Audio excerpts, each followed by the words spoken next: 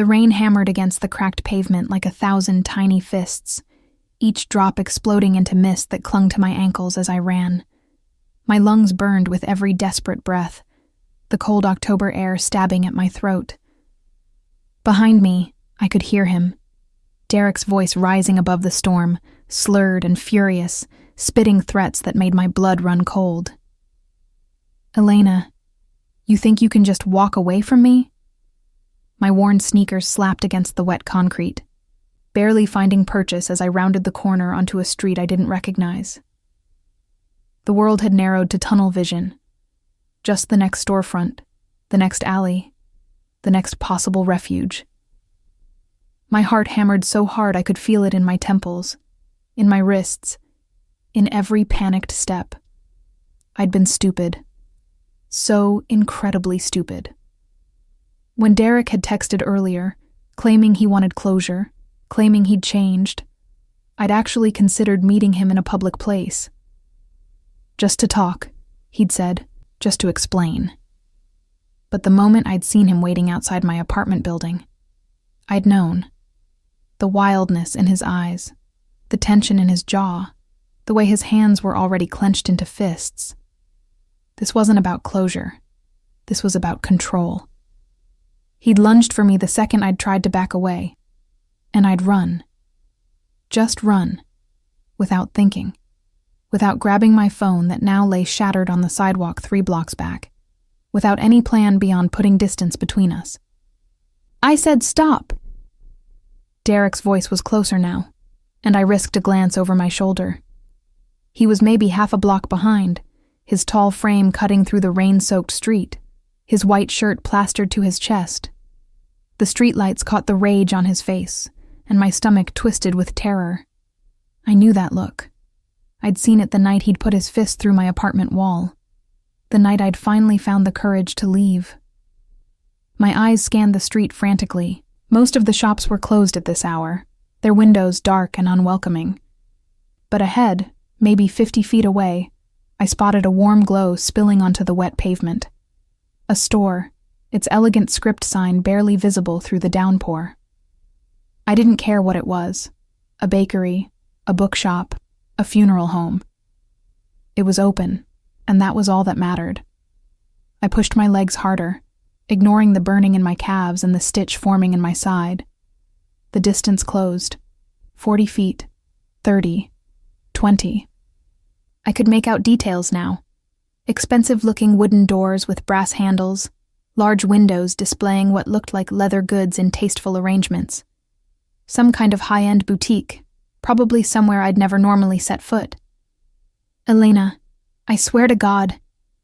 I hit the door at full speed, my wet hands slipping once on the brass before finding purchase.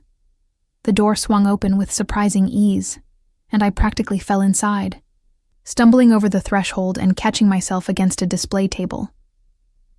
Something expensive-looking wobbled dangerously, but I barely noticed as I spun around to push the door closed behind me.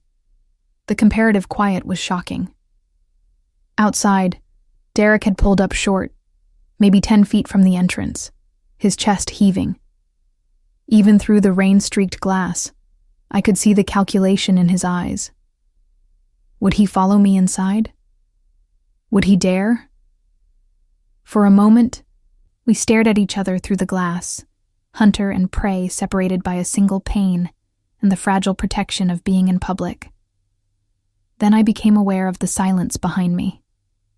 The kind of silence that comes when every person in a room has stopped what they're doing and turned to look at you.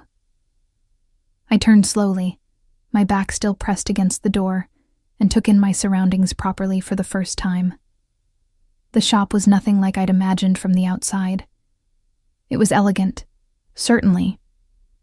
But there was something else beneath the surface elegance, something dark and purposeful. The leather goods I'd glimpsed in the window weren't ordinary handbags and wallets. They were briefcases, document folders, the kind of items that screamed power and money. The walls were lined with dark wood paneling, and the lighting was low and atmospheric, casting shadows in the corners. But it was the people who truly made my breath catch. There were 3 men in the shop, all wearing suits that probably cost more than my entire wardrobe. They'd been standing around a large mahogany table at the back of the shop, clearly in the middle of some discussion. But now all three had turned to face me. Their expressions ranged from surprise to wary, and I noticed with a spike of fresh fear that one of them had his hand inside his jacket, a gesture that made me think of weapons, of danger of an entirely different sort than what waited for me outside. But it was the fourth man who captured and held my attention.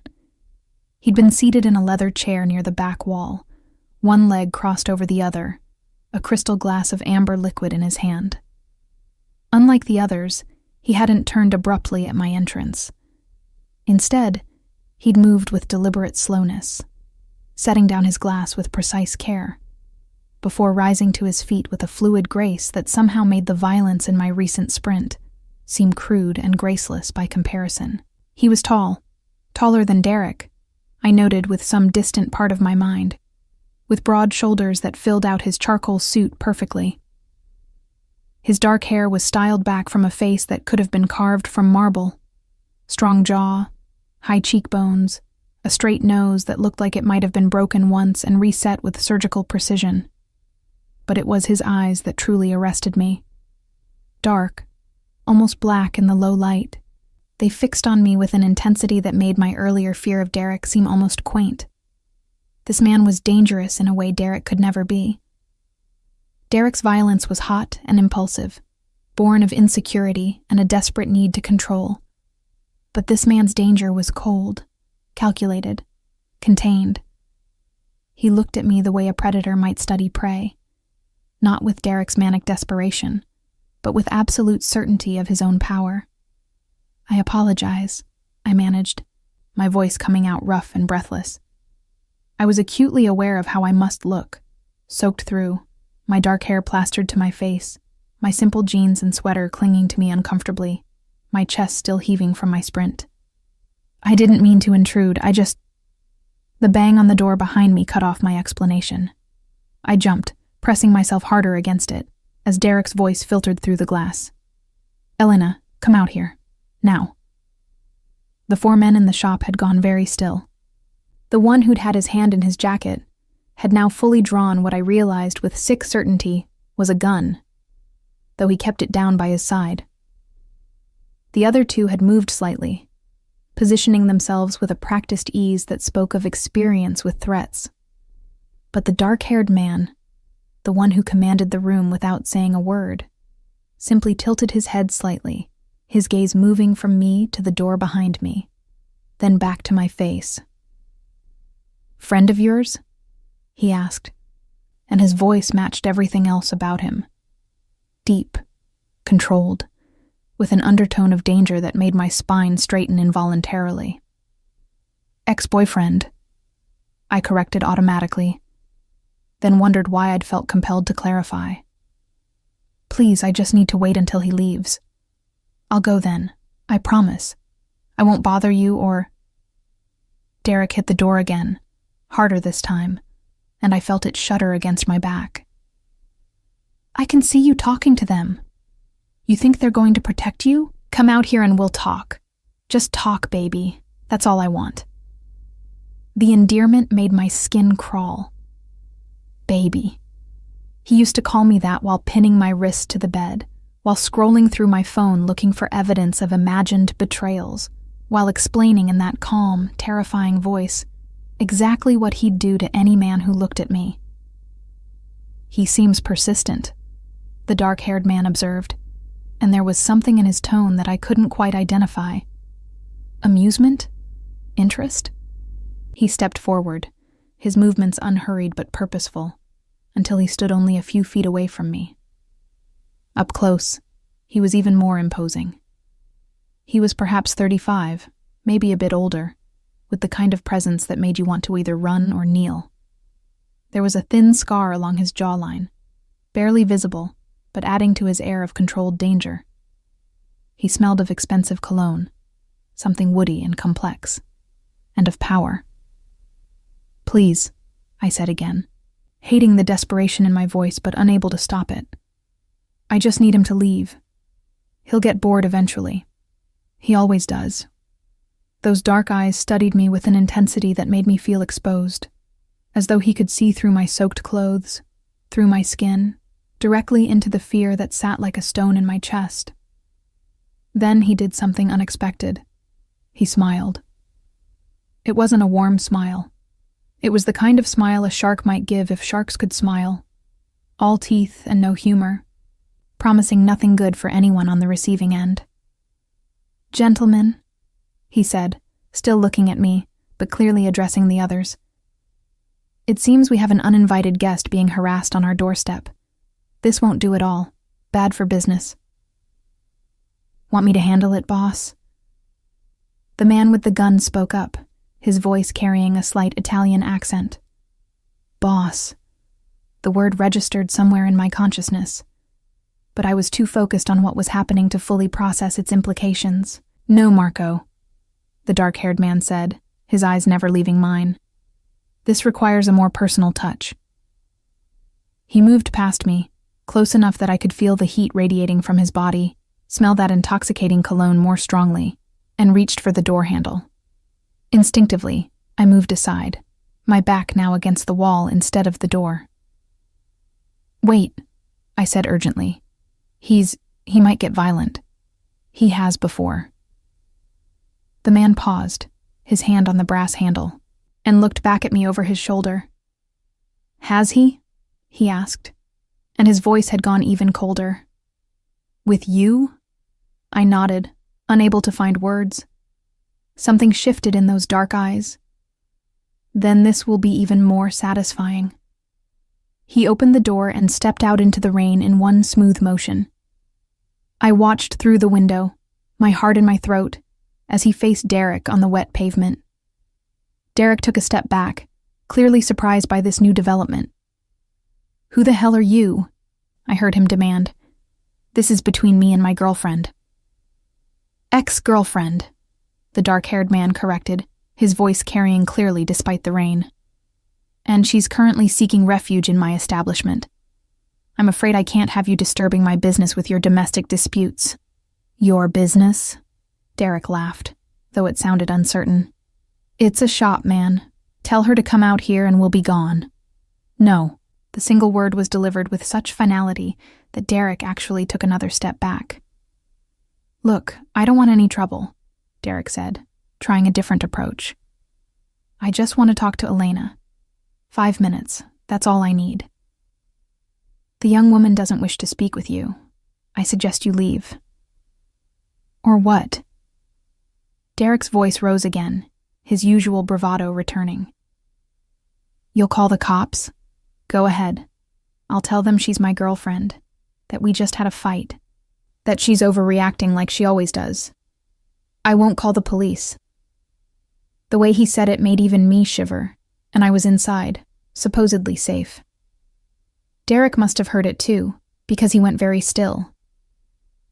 "I'll give you one more chance to walk away," the dark-haired man continued, his voice still calm, still controlled, but with an edge that promised terrible things.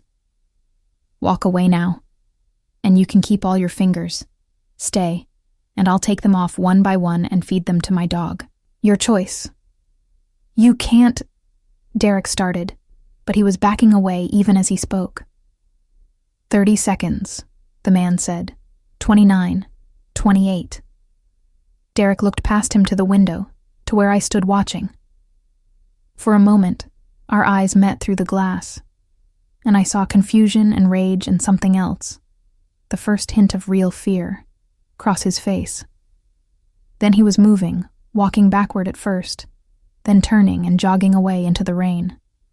The dark-haired man stood there for a moment longer, watching Derek disappear around the corner. Only when he was satisfied that the threat had gone did he turn and walk back into the shop. He moved with the same unhurried grace, seemingly unbothered by the rain that now darkened his expensive suit and slicked his hair back from his face. I pressed myself harder against the wall as he entered and closed the door behind him with a soft click. Water dripped from his suit onto the polished floor, but he didn't seem to notice or care. His eyes found mine immediately, pinning me in place. "Thank you," I managed, my voice small. "I don't know what I would have done if—" "You would have waited him out," he interrupted, "and hoped he'd eventually leave you alone. And perhaps he would have. This time." The last two words hung in the air between us, weighted with meaning. I started, but he was already moving toward me. He stopped close, too close, well inside what any normal person would consider personal space, and studied me with those dark, intense eyes. This close, I could see flecks of bronze in the black, could count the individual drops of rain caught in his eyelashes, could feel the power radiating off him like heat. "Your ex-boyfriend," he said, and it wasn't quite a question. "Yes." "How long since you left him?" 3 months. "And he's still bothering you?" I nodded, unable to trust my voice. Something flickered across his face. Anger, maybe, or disgust. "Men who put their hands on women are cowards," he said quietly. "They deserve nothing but pain." There was such conviction in his voice, such barely restrained violence, that I found myself believing every word. "I should go," I said, though I wasn't sure where I'd go. My apartment wasn't safe anymore. Derek knew where it was. I had no phone to call anyone, no money for a cab, even if I could find one in this rain. "Thank you again for—" "No." I blinked. "No? You're not leaving. Not yet." He turned away from me, addressing the other men. "Gentlemen, our business is concluded for tonight. Marco, ensure our uninvited guest hasn't circled back. Take Sal and Gio with you." The 3 men moved immediately, efficiently. Marco holstered his gun with practiced ease, and all 3 headed for the door. As Marco passed, he gave me a curious look, not threatening, but assessing, as though trying to understand what I was to his boss. Then they were gone, and I was alone in the shop with this dangerous, fascinating stranger. "What's your name?" he asked, moving to the back of the shop where his unfinished drink waited. "Elena," I answered automatically. "Elena Carter." "Elena." He said my name like he was tasting it, deciding whether he liked the flavor. "Beautiful name. Italian?" "My grandmother was." He nodded, picking up his glass and taking a slow sip before setting it down again. "I'm Ethan Moretti."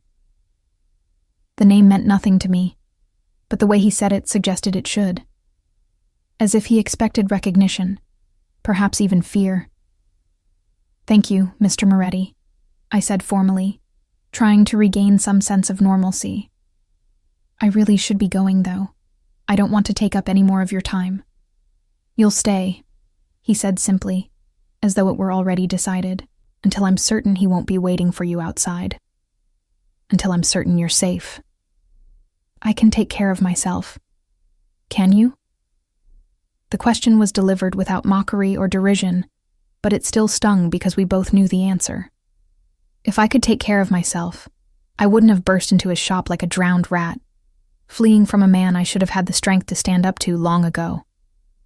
"I'll be fine," I said instead, lifting my chin. "But thank you." Ethan moved then, crossing the space between us in 3 long strides that reminded me of a predator closing in on prey. He stopped when he was once again too close, his dark eyes boring into mine. "You'll be fine," he repeated, and there was something in his voice that made it sound less like an agreement and more like a promise. "Because I'll make certain of it, because you're mine now to protect." "I'm not yours," I said, but the words came out uncertain, almost like a question. His smile was slow, dangerous, and absolutely certain.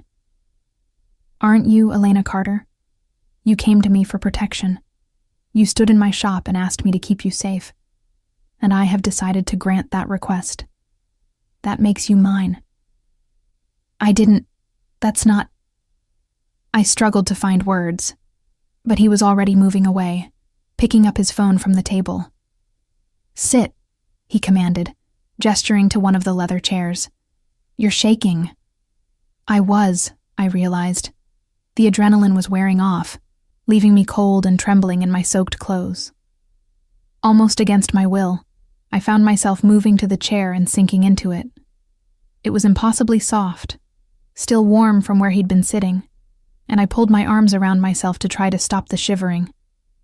Ethan spoke into his phone in rapid Italian, too fast and fluid for me to follow. When he ended the call, he turned back to me. "My car will be here in 5 minutes. I'm taking you home." "I can get home on my own." "He knows where you live," Ethan interrupted. "Or did you forget that detail?" The words were like ice water. Derek did know where I lived. He'd probably go there next, wait for me to return. I'd be trapped in my own apartment, unable to leave without facing him. "I'll stay with a friend," I said, though I wasn't sure which friend would take me in soaked and phoneless at this hour. "You'll come home with me," Ethan corrected. "You'll stay in one of my guest rooms until I've ensured your ex-boyfriend won't be a problem anymore." "You can't just—" I started, but the words died in my throat. Because I was beginning to understand what Elena Carter, in her rain-soaked desperation, had stumbled into. This wasn't just a shop. These weren't just businessmen having a meeting. And Ethan Moretti wasn't just some good Samaritan helping a woman in distress. This was something else entirely. Something dangerous. Something I should run from just as fast as I'd run from Derek.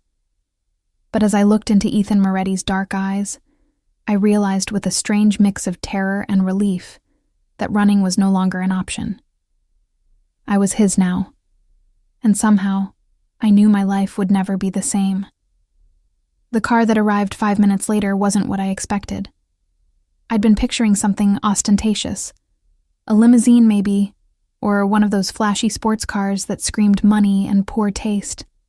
Instead, it was a sleek black Mercedes S-Class that whispered wealth rather than shouting it. The kind of car that cost more than most people made in a year, but looked understated enough that only those who knew would recognize its value. The driver who emerged was Marco, the same man who'd had his hand on his gun earlier. He opened an umbrella with practiced efficiency and held it over Ethan as we exited the shop. I noticed he didn't offer one to me, though whether that was deliberate rudeness or simply because his hands were full, I couldn't tell. "Get in," Ethan said, gesturing to the open rear door. I hesitated on the threshold, my last chance to refuse, to walk away, to choose the devil I knew over the one I didn't. But the rain was still falling, and somewhere out there, Derek was probably circling back, and the interior of the Mercedes looked warm and safe, and infinitely preferable to wandering the streets alone. I got in. The interior smelled of leather and that same woody cologne Ethan wore. The seats were heated, and as I sank into the soft leather, I couldn't suppress a small sound of relief as warmth began to seep into my rain-chilled body. Ethan slid in beside me, close enough that I was hyper-aware of his presence, but not quite touching. Marco closed the door and moved around to the driver's seat. "Where to, boss?" Marco asked, catching Ethan's eye in the rearview mirror. "Home," Ethan replied simply. As the car pulled away from the curb, I watched the shop recede through the rain-streaked window. The elegant sign above the door came into focus for the first time. Moretti and Sons, Fine Leather Goods, Esther 1952. "It was my grandfather's shop," Ethan said, noticing my gaze. "He started it when he first came to America, built it into something respectable." There was something in the way he said respectable that made me think he was referring to more than just the quality of the leather goods. "You said you were having a business meeting," I ventured, trying to make sense of what I'd stumbled into. "In a leather shop after hours." His lips curved into that dangerous smile again. "I conduct business wherever it's convenient, Elena, and that shop has excellent privacy." The pause before privacy told me everything I needed to know. I'd interrupted something that had nothing to do with briefcases and document folders. Something that required guns and men who moved like soldiers and a level of control that seemed to come as naturally to Ethan as breathing. "What kind of business are you in, Mr. Moretti?" I asked, then immediately regretted the question. There were things it was safer not to know. "The kind that requires discretion," he answered, his dark eyes studying me in the dim interior of the car. "The kind that values loyalty above all else. The kind that doesn't tolerate threats to what's mine." That word again, mine. He used it so easily, with such certainty, as though I'd actually agreed to become his possession. "I'm not yours," I said again, more firmly this time. "You helped me and I'm grateful, but that doesn't mean you own me." "Doesn't it?" He shifted in his seat, turning toward me more fully. "You came to me for protection. I gave it. That's how these things work, Elena. Someone provides a service, and the recipient becomes obligated. I didn't ask to become obligated to you. I just ran into your shop to get away from Derek. And yet here you are, in my car, on your way to my home, under my protection. Whether you asked for it or not, you have it now. And I don't give my protection lightly, Elena. When I choose to protect something, it becomes mine to protect, which means it's mine." The circular logic made my head spin. Or maybe that was just exhaustion and the adrenaline crash finally hitting me in full force. I sagged back against the heated seat, suddenly too tired to argue. "I'll stay tonight," I conceded. "Because you're right. I can't go back to my apartment. But tomorrow I'll figure something else out. I'll stay with a friend or—" "You'll stay with me," Ethan interrupted, his voice allowing no argument. "Until I'm satisfied that your ex-boyfriend is no longer a threat." "And how long will that take?" His smile was cold. "Not long. I'm very efficient at eliminating threats." The way he said eliminating made my blood run cold. I opened my mouth to ask what exactly he meant, then closed it again. Some questions were better left unasked. We drove in silence for a while, the city lights strobing across Ethan's face as we moved through the rain-slicked streets. I tried to pay attention to where we were going, tried to memorize landmarks in case I needed to find my way back, but exhaustion was making everything blur together. We seemed to be heading north, away from my neighborhood, and into areas where the buildings got progressively nicer, the streets wider, the cars more expensive. Finally, the Mercedes turned into a private drive, flanked by stone pillars and an iron gate that opened automatically at our approach. We wound up a tree-lined road for what felt like half a mile before the house came into view. House was too small a word for it. Mansion barely covered it. The structure that rose before us was something out of a movie, all stone and glass and architectural angles that spoke of serious money and even more serious taste. Lights illuminated the front facade, making the rain sparkle like diamonds as it fell across the manicured grounds. "This is where you live?" The question escaped before I could stop it. "One of the places I live," Ethan corrected. "I have apartments in the city, but I prefer the privacy here." Privacy. That word again, loaded with meaning. Marco pulled the car around to the front entrance, where another man with an umbrella was already waiting. This one was older, perhaps in his 60s, wearing what looked like butler's attire. He opened Ethan's door first, shielding him from the rain, then moved to my side. "Welcome home, Mr. Moretti," he said with a slight Italian accent, as I emerged into the protected circle of the umbrella. His eyes flickered over me, taking in my soaked clothes, my bedraggled appearance, my obvious discomfort, but his expression remained professionally neutral. "Thank you, Giovanni," Ethan replied, already moving toward the entrance. "This is Miss Carter. She'll be staying with us for a while. Please prepare the blue guest room and have some appropriate clothing brought up. I believe Miss Carter could use something warm and dry." "Of course, sir. Shall I have the kitchen prepare something as well?" Ethan glanced back at me. "Have you eaten, Elena?" I tried to remember the last time I'd had a meal. Breakfast, maybe? The day had been such a blur of work and fear that food had been the last thing on my mind. "Not recently," I admitted. "Have Maria prepare a light meal," Ethan instructed Giovanni. "Something warm. Soup, perhaps. Right away, sir. The interior of the house was even more impressive than the exterior. We entered into a grand foyer with marble floors and a chandelier that probably cost more than my car. Original artwork lined the walls. Not prints, but actual paintings that looked like they belonged in museums. Everything spoke of wealth, but it was old wealth, established wealth, the kind that didn't need to prove anything to anyone. This way, Ethan said, gesturing toward a sweeping staircase. I followed him up, my wet sneakers squeaking embarrassingly on the marble steps. We climbed to the second floor and walked down a hallway lined with more expensive artwork. Ethan stopped at a door about halfway down and pushed it open. "This is your room," he announced. I stepped inside and immediately felt out of place. The room was beautiful, decorated in shades of blue and cream, with a 4-poster bed that looked like something from a luxury hotel, a sitting area with a view of the grounds, and doors that presumably led to a bathroom and closet. It was easily 3 times the size of my entire apartment. "The bathroom is through there," Ethan said, pointing to one of the doors. "You'll find everything you need. Giovanni will bring clothes shortly. I'll have your meal sent up unless you'd prefer to eat downstairs." "Up here is fine," I said quickly. The thought of sitting in some formal dining room with Ethan watching me try to navigate unfamiliar silverware and make polite conversation was more than I could handle. He nodded, seeming to understand. "I'll leave you to get settled then. My room is at the end of the hall if you need anything."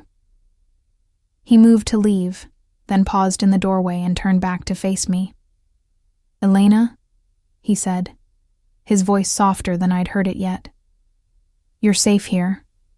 Whatever else you might think of me, whatever you might fear, understand this. While you're under my roof, no one will hurt you. Not your ex-boyfriend, not anyone. You have my word." There was such absolute conviction in his voice that I found myself believing him, despite everything. Despite the guns and the cryptic talk of business, and the way he kept calling me his. In this moment, looking into those dark eyes, I believed that Ethan Moretti would protect me with everything he had. "Thank you," I whispered. He inclined his head in acknowledgement, then left, closing the door softly behind him. Alone for the first time since fleeing into his shop, I let myself collapse onto the edge of the bed. My hands were shaking again. Not from cold this time, but from the delayed shock of everything that had happened. Derek chasing me through the rain, bursting into that shop, Ethan's cold threat to feed Derek his own fingers, the drive here, this room, this house, this entire surreal situation. What had I gotten myself into?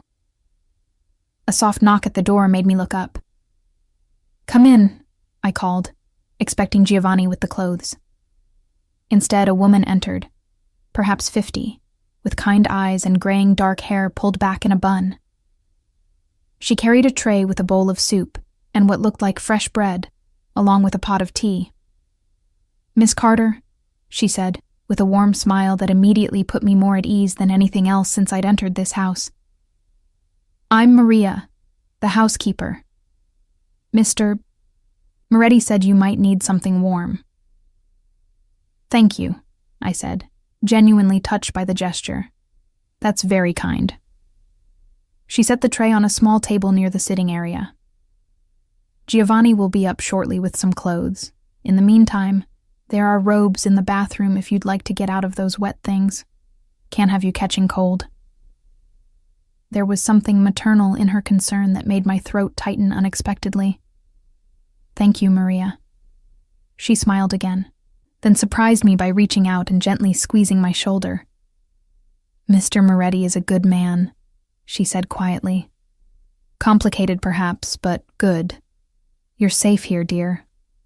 Whatever brought you to us, you're safe." Before I could respond, she was gone, closing the door gently behind her. I sat there for a moment, processing her words. A good man. Complicated. Safe. Finally, I forced myself to move. The soup was calling to me, but Maria was right. I needed to get out of these wet clothes first. I made my way to the bathroom and stopped short at the threshold. If the bedroom was impressive, the bathroom was decadent. All marble and glass, with a shower that could easily fit 3 people and a tub that looked deep enough to swim in. Fluffy white towels were stacked on heated racks. The counter was lined with expensive toiletries, the kind I'd only ever seen in luxury hotel gift shops. I caught sight of myself in the mirror and winced. I looked exactly like what I was, a drowned rat who'd been running for her life. My dark hair hung in wet tangles around my face. My minimal makeup had run down my cheeks in black streaks. My clothes clung to me in the least flattering way possible. This was what Ethan Moretti had seen when he'd looked at me. This desperate, bedraggled woman who'd burst into his shop like a disaster in human form. And yet he'd looked at me and decided I was his to protect. His to claim. I stripped off my wet clothes, leaving them in a soggy pile on the floor, and found one of the robes Maria had mentioned. It was thick and soft, probably Egyptian cotton or something equally luxurious, and wrapped around me like a warm hug. Back in the bedroom, I devoured the soup, some kind of Italian wedding soup with tiny meatballs and vegetables that tasted homemade, and 2 thick slices of bread with butter. I hadn't realized how hungry I was until I started eating, and before I knew it, the bowl was empty, and I was eyeing the teapot. Another knock, and this time it was Giovanni with a stack of clothes. "These should fit, Miss Carter," he said, setting them on the bed. "If you need anything adjusted, please let me know. I'll be happy to have our tailor come by tomorrow." Their tailor. Of course they had a tailor.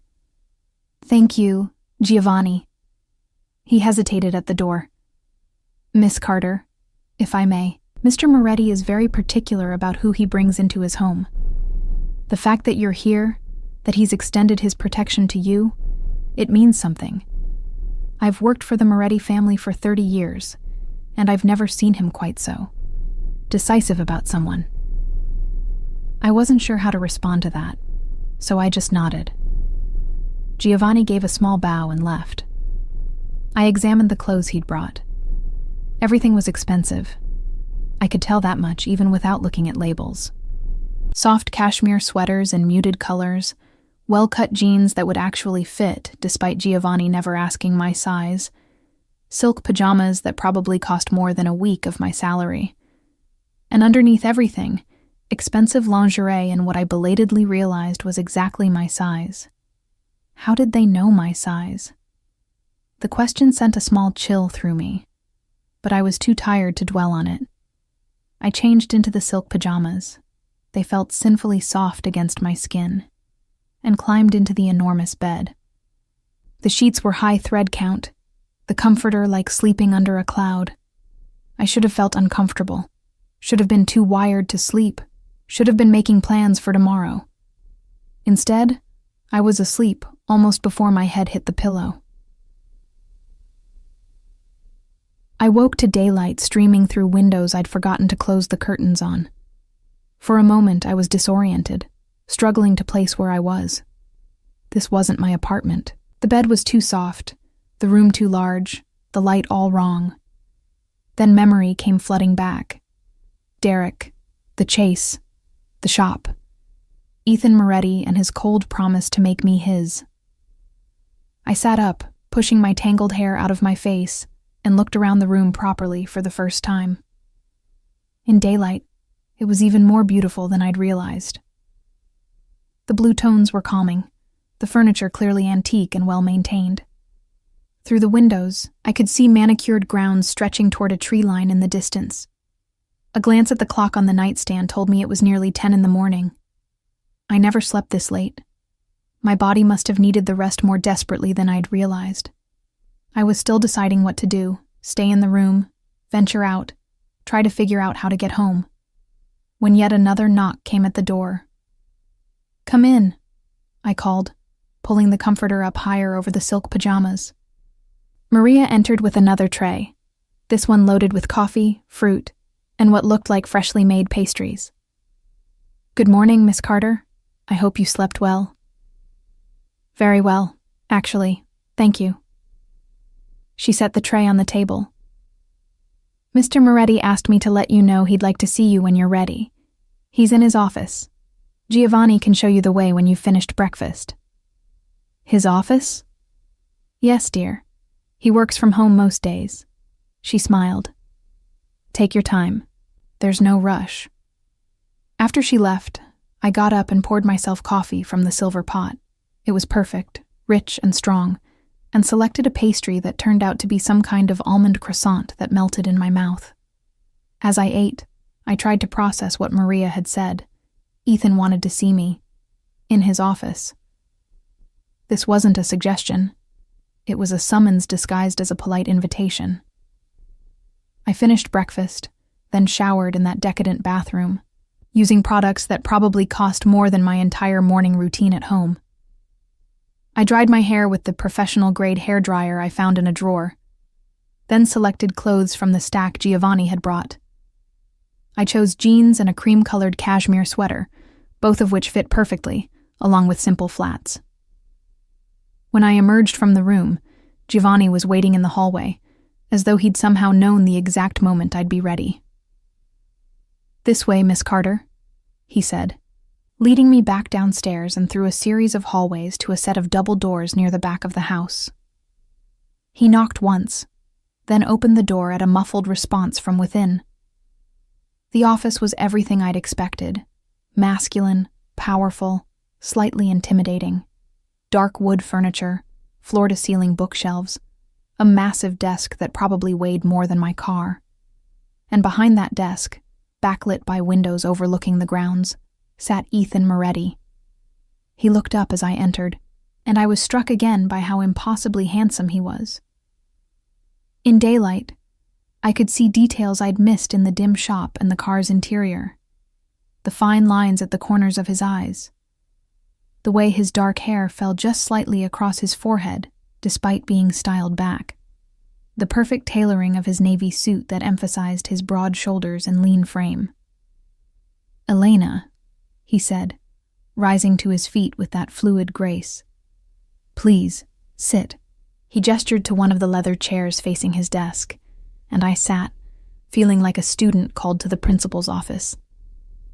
Ethan didn't sit back down. Instead, he moved around the desk and leaned against it, close enough that I had to tilt my head back to maintain eye contact. The power dynamic was obvious, and I suspected, intentional. "You slept well?"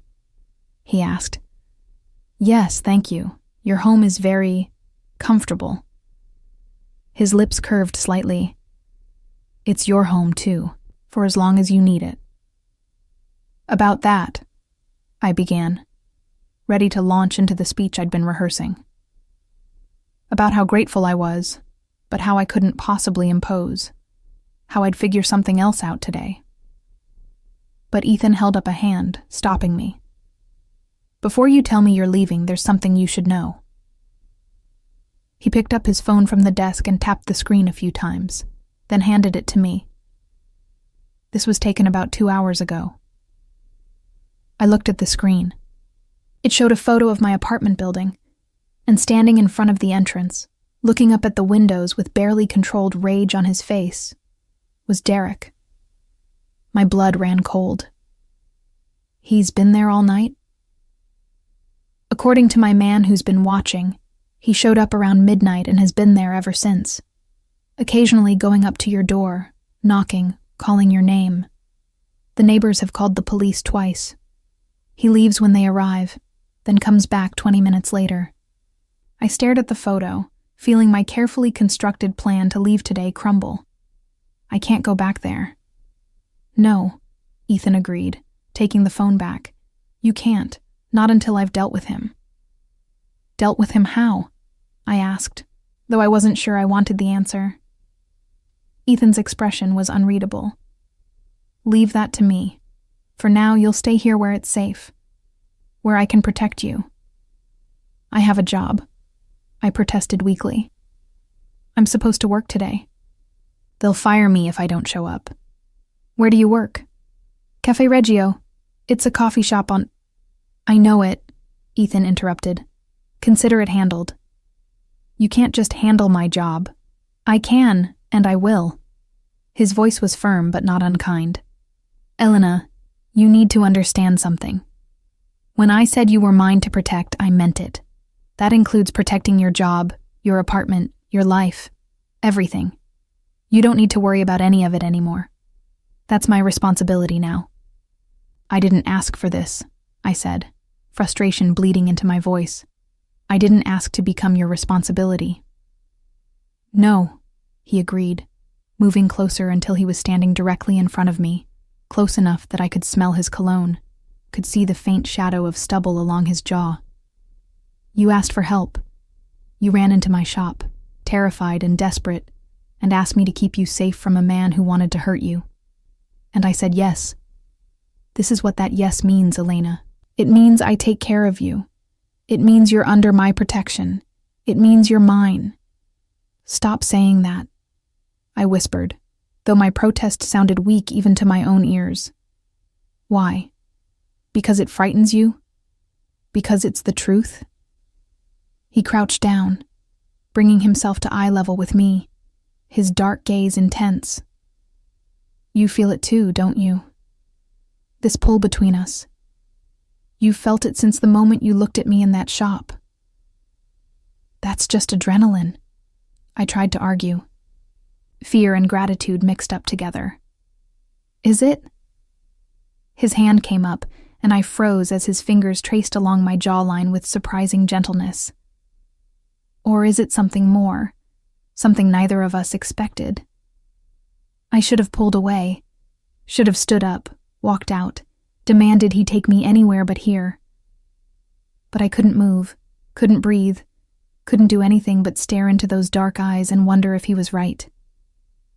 I don't even know you, I managed. You will, he promised. You'll know everything about me, Elena, and I'll know everything about you. Every secret, every fear, every desire. Because that's what it means to be mine. Complete and total knowledge of each other. That's not protection, I whispered. That's possession. His smile was slow and dangerous. With me, they're the same thing. The days that followed fell into a rhythm that should have felt suffocating, but somehow didn't. I woke each morning in that beautiful blue room to find breakfast already waiting, prepared by Maria with a precision that suggested she'd been informed of my preferences. Preferences I didn't remember sharing with anyone. Coffee with just a splash of cream. Fruit, but never melon, which I'd always hated. Pastries that rotated daily but were never too sweet. Someone was watching me, learning me.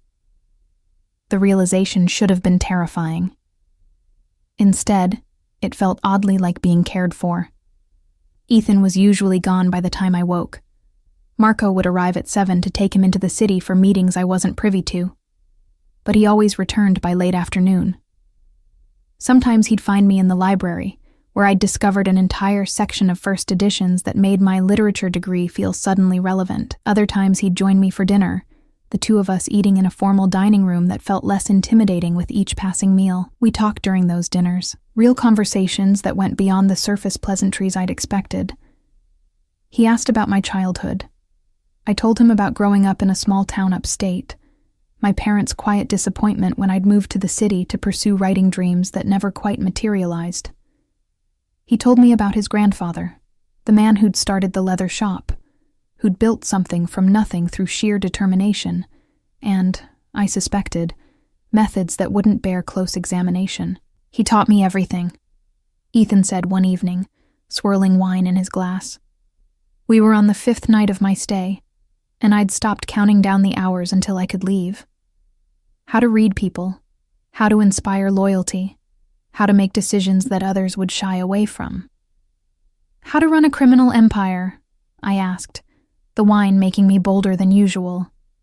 He smiled at my directness. He would have called it a business empire with occasional moral flexibility. But yes, essentially, don't you ever want to do something else? The question emerged before I could stop it. Something legitimate? The shop is legitimate, he pointed out. The real estate holdings, the restaurants, The import business, all legitimate. The other aspects. He shrugged. They're necessary evils, protection for the legitimate operations, insurance against those who would take what we've built. That's a convenient rationalization. It's the truth. His eyes met mine across the table. My grandfather came to this country with nothing, Elena. He was refused loans, refused opportunities, pushed to the margins by people who saw him as less than human because of where he came from. So he built his own opportunities, created his own system. And yes, some of that system operates outside the law, but it's kept 3 generations of my family safe, prosperous, and powerful. I won't apologize for that. I understood, in a way. My own grandfather had faced similar prejudices, though he'd chosen a different path. Backbreaking labor in factories, accepting less pay for harder work, dying young from the stress of it all. Maybe Ethan's grandfather had simply chosen survival over martyrdom. It was on the 6th day that everything changed. I was in the library again, curled up in a leather armchair with a first edition Hemingway that probably cost more than my car, when Ethan found me. He moved with that silent grace I'd come to expect, appearing in the doorway like a shadow made flesh. "Elena," he said, and something in his tone made me set the book aside immediately. "We need to talk." He crossed to the chair opposite mine and sat, leaning forward with his elbows on his knees. He looked tired, I realized. There were shadows under his eyes I hadn't noticed before, and tension in the set of his shoulders. "What's wrong?" I asked, fear spiking through me. "Is it Derek? Did he—" "Derek won't be a problem anymore," Ethan said, and the finality in his voice sent a chill through me. "What did you do?" "What needed to be done?" He held my gaze steadily. "He received a visit from some associates of mine. They explained in terms he couldn't misunderstand what would happen to him if he continued to harass you. They were very persuasive." "You had him beaten up," I said, not quite a question. "I had him educated on the consequences of his actions. There's a difference." Ethan's expression hardened. "Men like him only understand power, Elena. Reason doesn't work. The law doesn't work.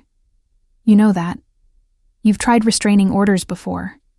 The only thing that works is making them more afraid of you than they are obsessed with their victim." He was right, and I hated that he was right. I'd tried everything with Derek, reasoning with him, blocking him, filing police reports, getting a restraining order that he'd violated within days. Nothing had worked. Nothing had stopped him. Until Ethan. "Is he alive?" I had to ask. "Yes, bruised, frightened, and very clear on what will happen if he comes near you again. But alive." Ethan paused. "I keep my promises, Elena. I told you I'd protect you. Derek is no longer a threat. You could go home now, if you wanted." The words hung in the air between us. I could go home. Back to my tiny apartment, my coffee shop job, my ordinary life. Everything I'd thought I wanted just a week ago. "But that's not what we need to talk about," Ethan continued, and I heard the hesitation in his voice, the first time he'd sounded anything less than completely certain since I'd met him. "Then what is it?" He stood, pacing to the window that overlooked the grounds. The afternoon sun caught the edges of his dark hair, turning them almost bronze. When he spoke, he didn't turn around. "Your ex-boyfriend wasn't the only complication we needed to address." Ice spread through my veins. "What do you mean?" "Derek made noise before my men reached him, went to some of his friends, told them about you, about me, about how you'd run to some mob boss for protection." Ethan's hands clenched into fists at his sides. "Word got back to some people who have interests in undermining my position. I don't understand." He turned then, and the look on his face made my breath catch. "In my world, Elena, weakness is death. The perception of weakness is almost as dangerous. When people heard that I'd taken a woman under my protection, a woman with no connection to the families, no strategic value, no reason for me to help her except... He trailed off. Except what? Except that I wanted to.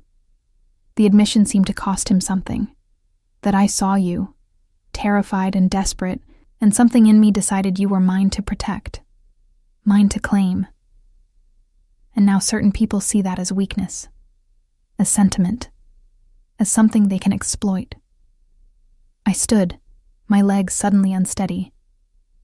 You're saying I've put you in danger? No. He crossed to me in 3 long strides, his hands coming up to frame my face with surprising gentleness. You haven't done anything wrong, Elena. I chose this. I chose to help you, to bring you here, to make you mine. I'd make the same choice again. But there are consequences to that choice that we need to address. What kind of consequences? His thumbs traced along my cheekbones, the gesture achingly tender despite the darkness in his eyes. There's a family, the Castellanos, who've been looking for an excuse to move against me for years. They see you as that excuse, as proof that I'm getting soft, that I can be manipulated through emotional attachment. They're planning something. Then let me leave, I said quickly. If me being here puts you at risk? No. The word was absolute. That's exactly what they'd want. For me to show weakness by sending you away, by proving that their pressure works. And even if I did... His expression darkened further. They'd use you anyway, Elena. To get to me, to prove a point, to send a message to everyone else in our world about what happens when you show sentiment. The full reality of what he was saying crashed over me. I wasn't just under Ethan's protection anymore. I was a liability, a weakness, a target. What do we do? I whispered. His hand slid down to my shoulders, holding me steady. We eliminate the perception of weakness. We make it clear that you're not some random woman I'm protecting out of misplaced chivalry. We give them a reason for my interest in you that they can't exploit. How? By making it real. He took a breath, and I saw him choosing his next words carefully. By making you more than just someone under my protection. By making you my wife. The world tilted. What? Marry me, Elena. His voice was steady, certain, as though he were proposing a business merger rather than a life-altering commitment. Marry me, and you're no longer a weakness. You're an asset. You're family. You're protected by every alliance I've built, every obligation that binds our world together. The Castellanos can't touch you without starting a war that would destroy them. I pulled away from him, needing distance to think. You're insane. We barely know each other. I've been here less than a week. Time is irrelevant. He followed me, not touching but staying close. In my world, marriages are arranged in hours when strategic necessity demands it. This is no different. It's completely different. My voice rose despite my efforts to stay calm. Those marriages are business arrangements. You're talking about a business arrangement, he finished. That's exactly what I'm proposing. A marriage that serves both our interests. You get permanent protection, security, access to resources you've never dreamed of. I get the elimination of a vulnerability that threatens everything I've built. What about love? The question sounded naive even as I asked it. Something flickered in his dark eyes. What about it? You loved Derek once, didn't you? How did that work out? The words were harsh but not cruel. Love is a poor foundation for a marriage, Elena. But mutual benefit, protection, loyalty, those things last. And if I say no, then I'll keep you safe anyway. His voice softened. I won't force you into this, Elena. But understand what you're refusing. The Castellanos will keep coming. They'll find ways to use you against me, or they'll eliminate you as a distraction. Either way, your life will never be safe, never be normal. As my wife, you're untouchable. As my guest, you're a target. I sank back into the chair, my mind reeling. A week ago, I'd been running from one man who claimed to love me but wanted to control me. Now I was being asked to marry another man who offered protection instead of love, security instead of affection. Except that wasn't entirely true, was it? Because when Ethan looked at me with those dark eyes, when his hands framed my face with that unexpected gentleness, when he spoke my name like a prayer, there was something there beyond cold calculation. Something that made my heart race, and my breath catch, and my body lean toward his despite every logical reason to run. "Can I think about it?" I asked finally. "You have until tomorrow night." He crouched before me again, taking my hands in his. "The Castellanos are planning something for the annual charity gala tomorrow. Every family will be there, every alliance on display. If we arrive together as an engaged couple, it sends a message that can't be misinterpreted. If we arrive separately, or if I arrive without you, it confirms their narrative that you're a weakness they can exploit. So I have less than 24 hours to decide whether to marry a man I barely know." "Yes." His thumbs stroked across my knuckles. "I know it's not fair, Elena. I know it's not what you imagined for yourself. But I promise you this. As my wife, you'll want for nothing. You'll be protected, cherished, given every opportunity to build whatever life you want. And I'll never lay a hand on you in anger. I'll never hurt you the way Derek did. But you'll own me," I said quietly. He was silent for a long moment. Then, "I already own you, Elena. Whether you wear my ring or not, whether we marry or not, you're mine. You became mine the moment you ran into my shop. The only question is whether you accept that reality or fight against it. The honesty of it should have terrified me. Instead, I felt something inside me settling, as though he'd finally spoken a truth I'd been denying since that first night. "I need to be alone," I said. "To think." He nodded, rising to his feet. "Of course. I'll be in my office if you need me." "But Elena?" He paused at the door. "Whatever you decide, know that I'll protect you regardless. This isn't an ultimatum. You're not choosing between marriage and being thrown out on the street. You're choosing between two paths forward, both of which include me in your life. The only difference is how publicly we acknowledge what's already true." After he left, I sat in that leather chair for hours, watching the sun sink toward the horizon and thinking about choices and inevitability and the strange path that had led me here. I thought about Derek, about how his love had felt like chains, how his jealousy had masqueraded as devotion, his control as care, how I'd spent a year walking on eggshells, trying to be small enough, quiet enough, perfect enough to avoid triggering his rage. I thought about Ethan, about how his possession felt different, darker in some ways, more honest in others. He didn't pretend his claim on me was about my best interests. He didn't dress up control as concern or jealousy as love. He simply stated the truth. I was his, and he would protect what was his with every resource at his disposal. And I thought about myself, about the Elena who'd fled into that shop a week ago, terrified and alone and running from a danger she couldn't escape on her own. About the Elena who'd woken up this morning in a beautiful room, eaten breakfast prepared just for her, spent her day reading first editions in a library that felt like a sanctuary. About the Elena who felt safer in the home of an admitted criminal than she'd ever felt in her own apartment. When had I stopped wanting to leave? When had Ethan's presence shifted from threatening to comforting? When had the idea of going back to my old life started to feel like a prison rather than freedom?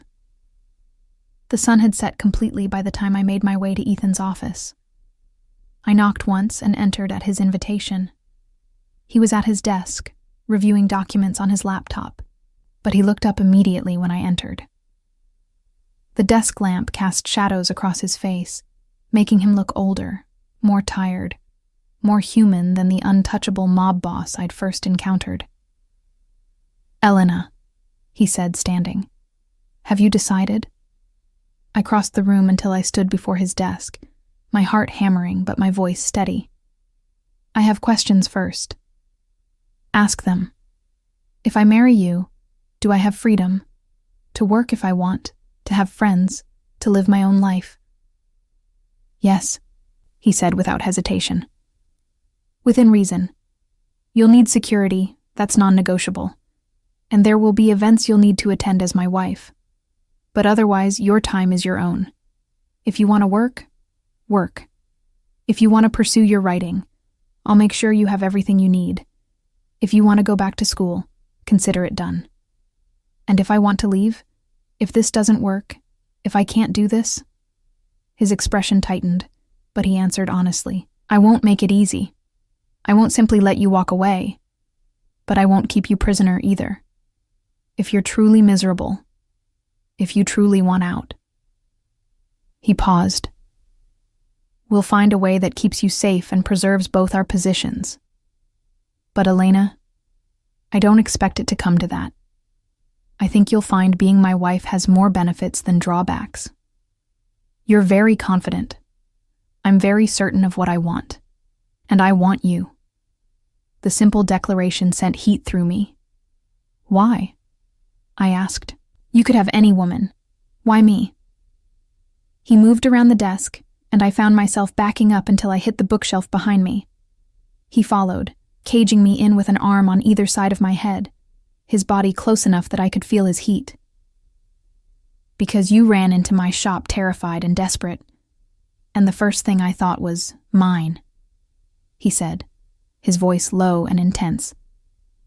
"Because you stood your ground when I told you that you belonged to me, even though you were clearly frightened.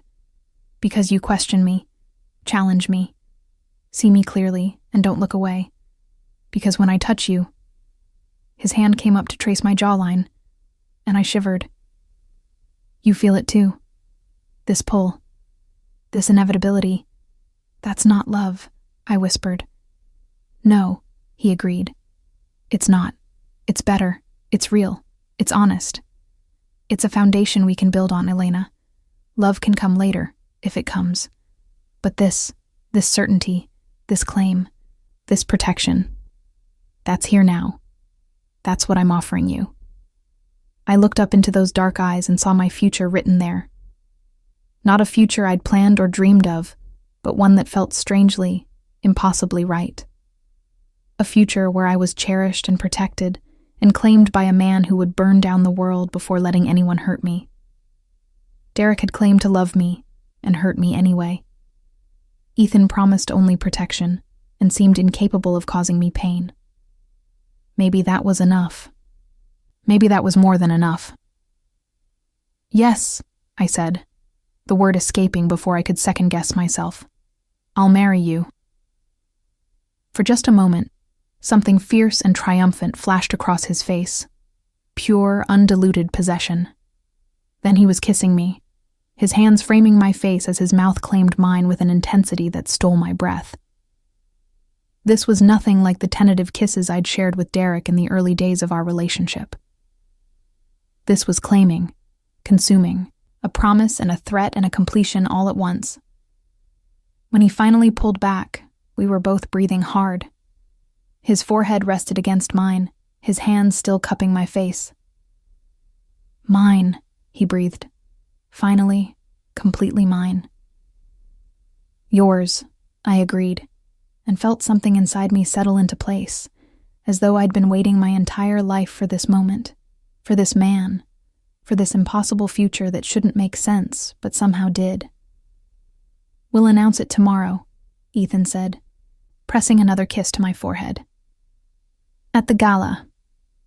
I'll have a ring for you by then. Something appropriate for my wife. Something that tells everyone exactly who you belong to." "You're very possessive," I observed. His smile was pure predator. "You have no idea, Elena. But you'll learn. You have a lifetime to learn exactly how possessive I can be." A lifetime. The words should have terrified me. Instead, they felt like a promise I was ready to keep. The next morning, I woke to find a garment bag hanging on the back of my door and a velvet box sitting on the dresser. My heart hammered as I approached them, knowing what they represented, the physical manifestations of the choice I'd made last night. The choice to become Ethan Moretti's wife. I opened the garment bag first, revealing a gown that made my breath catch. It was a deep emerald green that would complement my dark hair and fair skin perfectly, with a fitted bodice that would emphasize curves I usually tried to hide, and a flowing skirt that screamed elegance and wealth. The fabric felt like water under my fingers, silk so fine it seemed almost liquid. The velvet box was harder to open. My hands trembled as I lifted the lid, revealing the ring inside. It was stunning. A large emerald-cut diamond, at least 3 carats, maybe more, flanked by smaller diamonds that caught the morning light and scattered it across the room like stars. The platinum band was engraved with delicate vines that matched a pattern I'd noticed in some of Ethan's other family jewelry. This wasn't just a ring. It was a statement, a claim, a brand that announced to everyone who saw it exactly who I belonged to. I slipped it on my finger, and of course it fit perfectly. Everything Ethan did was perfect, calculated, planned down to the last detail. "It suits you." I spun around to find Ethan leaning against the doorframe, watching me with those dark, intense eyes. He was already dressed for the gala in a tuxedo that fit him like a second skin, his hair styled back, his jaw clean-shaven. He looked like sin and power wrapped in expensive fabric. "It's beautiful," I said, holding up my hand so the diamonds caught the light. "How did you know my ring size?" "I know everything about you, Elena." He pushed off the doorframe and crossed to me, taking my hand in his to examine how the ring looked on my finger. "Your sizes, your preferences, your habits. I've been learning you since the moment you ran into my shop. That should probably disturb me more than it does." His smile was slow and dangerous. "You're starting to understand how this works, how we work." He lifted my hand to his lips, pressing a kiss to my knuckles just above the ring. "Tonight, every family in the city will see this ring. They'll see you on my arm. They'll understand what you are to me." "And what am I to you?"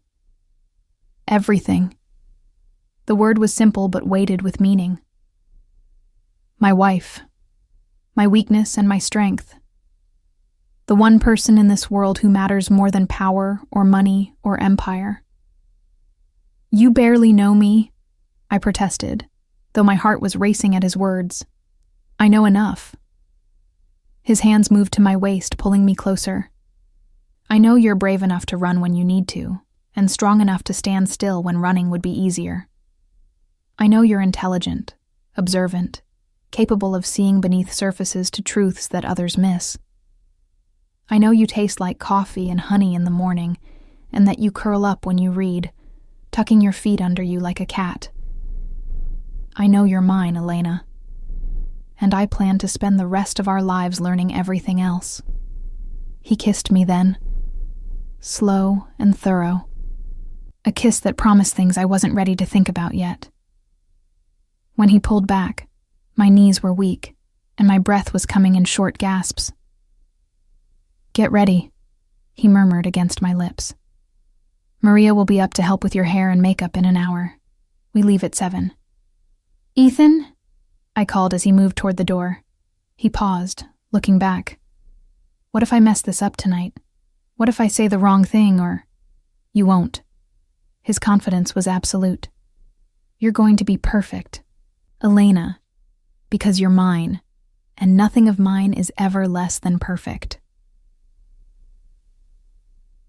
Maria arrived exactly an hour later with a team that transformed me from ordinary Elena Carter into someone I barely recognized. They styled my dark hair into an elegant updo with a few strategic tendrils framing my face.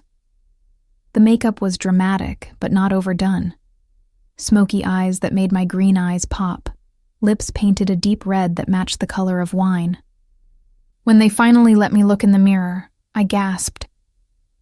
The woman staring back at me looked like she belonged in Ethan's world. Sophisticated, elegant, powerful in her own right. The emerald gown fit like it had been made for me, and knowing Ethan, it probably had been. Emphasizing curves I usually hid under oversized sweaters, and showing exactly enough skin to be alluring without being inappropriate. "Mr. Moretti is going to lose his mind," Maria said with a knowing smile, making final adjustments to my hair.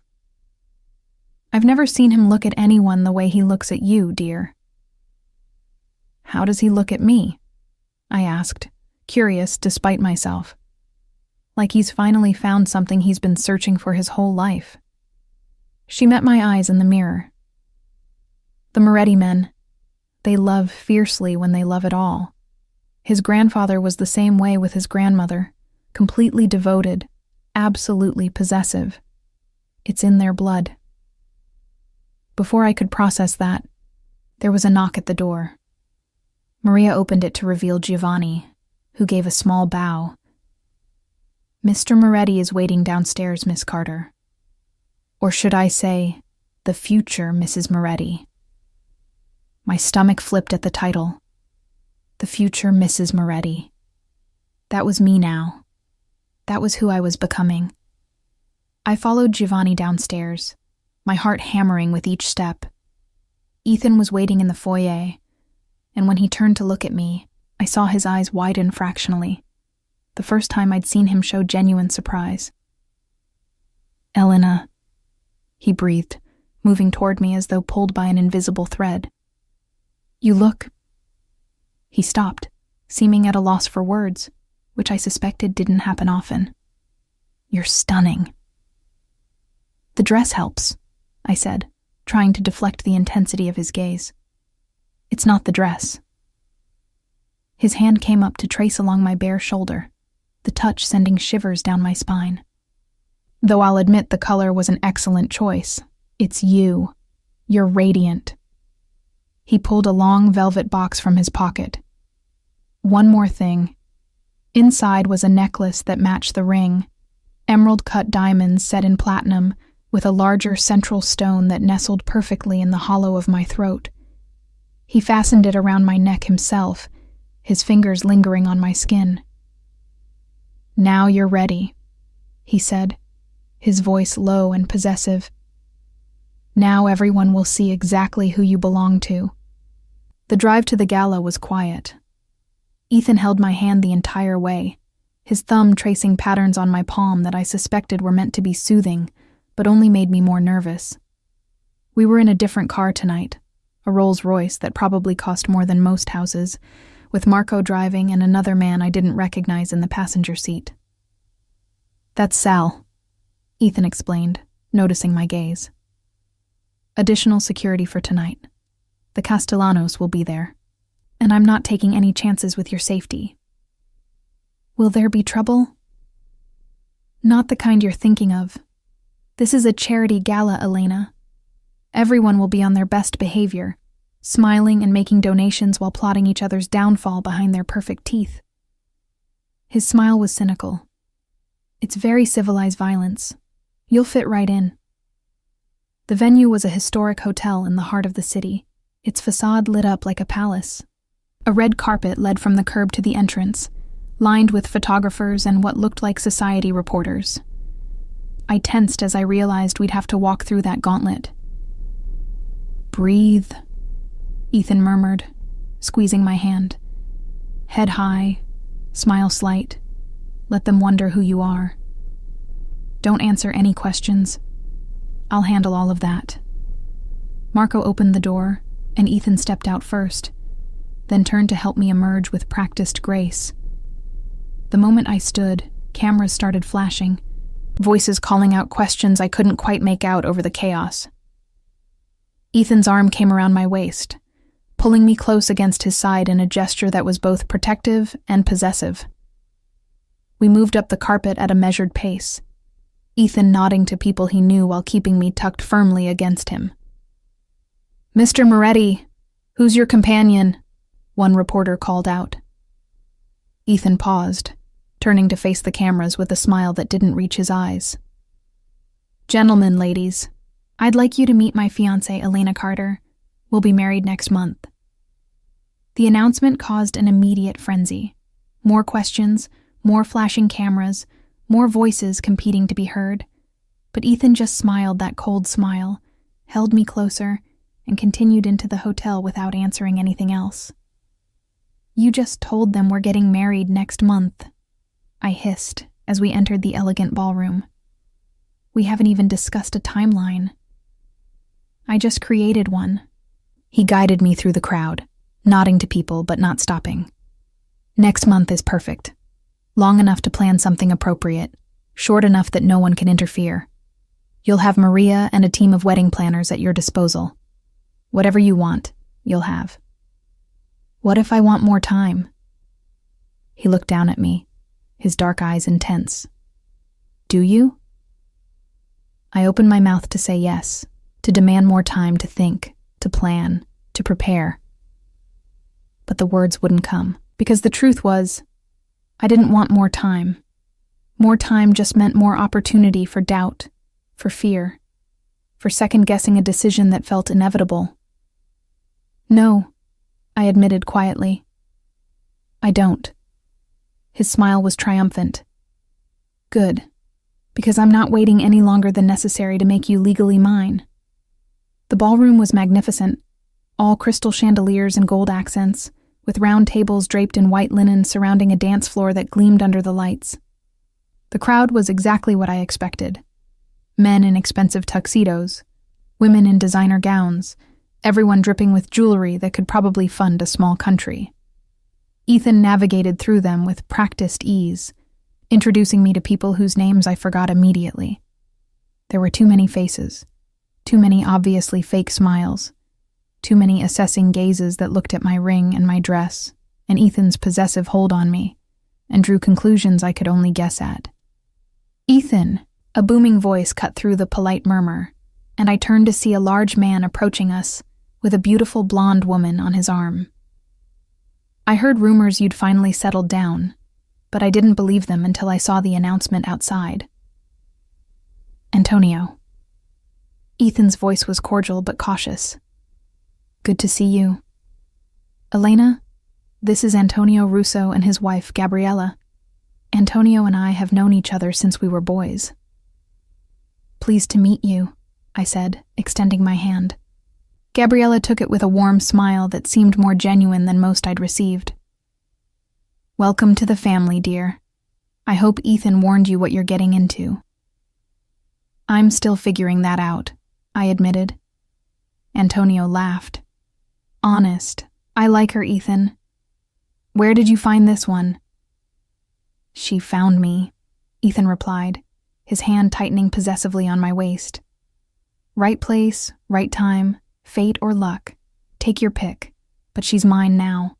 So, I see." Antonio's gaze dropped to my ring, and something flickered in his expression. "That's the Moretti emerald, isn't it? I thought that stone was in your grandmother's necklace." "It was," Ethan confirmed. "I had it reset. Elena deserves nothing less than family heirlooms." The significance wasn't lost on me. This wasn't just an expensive ring. It was a piece of his family history, a declaration that I wasn't just some woman he was marrying for convenience. I was being welcomed into the Moretti legacy. "Your grandmother would have liked her," Gabriella said softly, and something in Ethan's expression softened. "Yes," he agreed. "She would have." We circulated for another hour, Ethan introducing me to what felt like hundreds of people. I smiled until my face hurt, made polite small talk, and tried to ignore the weight of all those assessing gazes. Some looked curious, some skeptical, some calculating. But underneath all of it was the same question. Who was Elena Carter? And how had she managed to catch Ethan Moretti? I was wondering the same thing. There. Ethan murmured in my ear, his lips brushing my skin in a way that made me shiver. The Castellanos, 3 o'clock. I turned slightly and saw them. A man who looked to be in his late 50s, with silver-streaked dark hair and cold eyes, accompanied by a younger man who was clearly his son, and a woman who must be the wife. They were watching us with undisguised interest. Marco Castellano, Ethan continued quietly. His son, Vincent, and Marco's wife, Teresa. They're the ones who see you as my weakness. What do? We show them exactly how wrong they are. He turned to face them fully, and the Castellanos began moving through the crowd toward us. Moretti, Marco said when they reached us, his voice carrying a false warmth that didn't reach his eyes. I heard you had an announcement tonight. Imagine my surprise. Were you surprised, Marco? Ethan's tone was mild, but I felt the tension in his body. I rather thought my personal life was of great interest to you lately. Marco's smile tightened. We all have interest in maintaining the traditions of our world. Hasty marriages, especially to outsiders. His gaze flickered dismissively over me. Can create complications. Miss Carter is hardly an outsider now. Ethan's voice went cold. She's wearing my ring. She carries my name or will in a month. That makes her family. And you know as well as I do what happens to people who threaten the family. The threat was barely veiled, and I saw Vincent Castellanos' hand twitch toward his jacket before his father's subtle gesture stopped him. No one is threatening anyone, Marco said smoothly. I'm simply expressing concern for you, for all of us. Emotional attachments can be liabilities in our line of work. Then it's fortunate I didn't choose Elena out of emotion. Ethan's arm around me tightened. I chose her because she's intelligent, observant, and utterly loyal. Because she understands the value of discretion and the importance of family. Because she makes me stronger, not weaker. Any man who can't see that is a fool. The insult hung in the air between them. Marco's expression darkened, but before he could respond, Teresa Castellano spoke up. I'd love to hear how you two met, she said with a smile that was as fake as her husband's. It must be quite the romantic story. It was fate, I said before Ethan could answer, surprising myself with the steadiness of my voice. I was in trouble, and Ethan helped me. He saw something in me worth protecting, worth claiming, and I saw in him the kind of strength and certainty I'd been looking for my whole life without knowing it. It wasn't quite a lie. The words felt true even if the circumstances weren't quite as romantic as I was making them sound. How lovely, Teresa said, though her eyes remained calculating. And you're comfortable with what Ethan does? With his business interests? I'm comfortable with who he is, I replied, lifting my chin. The rest is just details. Ethan's hand squeezed my waist in what I hoped was approval. Well then, Marco said, his smile sharp as a blade. I suppose congratulations are in order. I hope the marriage brings you both everything you deserve. The way he said deserve made it sound like a curse, but Ethan just smiled coldly. Oh, it will, Marco. I assure you, it will. The Castellanos moved away, and I finally allowed myself to breathe. That was terrifying, I admitted quietly. You were perfect. Ethan steered me toward our table. You stood your ground, supported me, showed them exactly the kind of wife you'll be. I couldn't have asked for better. I wasn't acting, I said, realizing it was true. I meant what I said. About you being strong and certain. About fate. He stopped walking, turning to face me fully despite the crowds around us. His hand came up to cup my face, his thumb tracing my cheekbone. Elena, he said, my name a reverence on his lips. You continue to surprise me. Is that good or bad? It's perfect. He leaned down, pressing a kiss to my forehead that felt more intimate than any of the kisses we'd shared before. "You're perfect. And you're mine." "Yours," I agreed, and felt that same settling sensation I'd experienced the night before, as though pieces of myself I hadn't known were scattered were finally clicking into place. The rest of the evening passed in a blur. Dinner was served.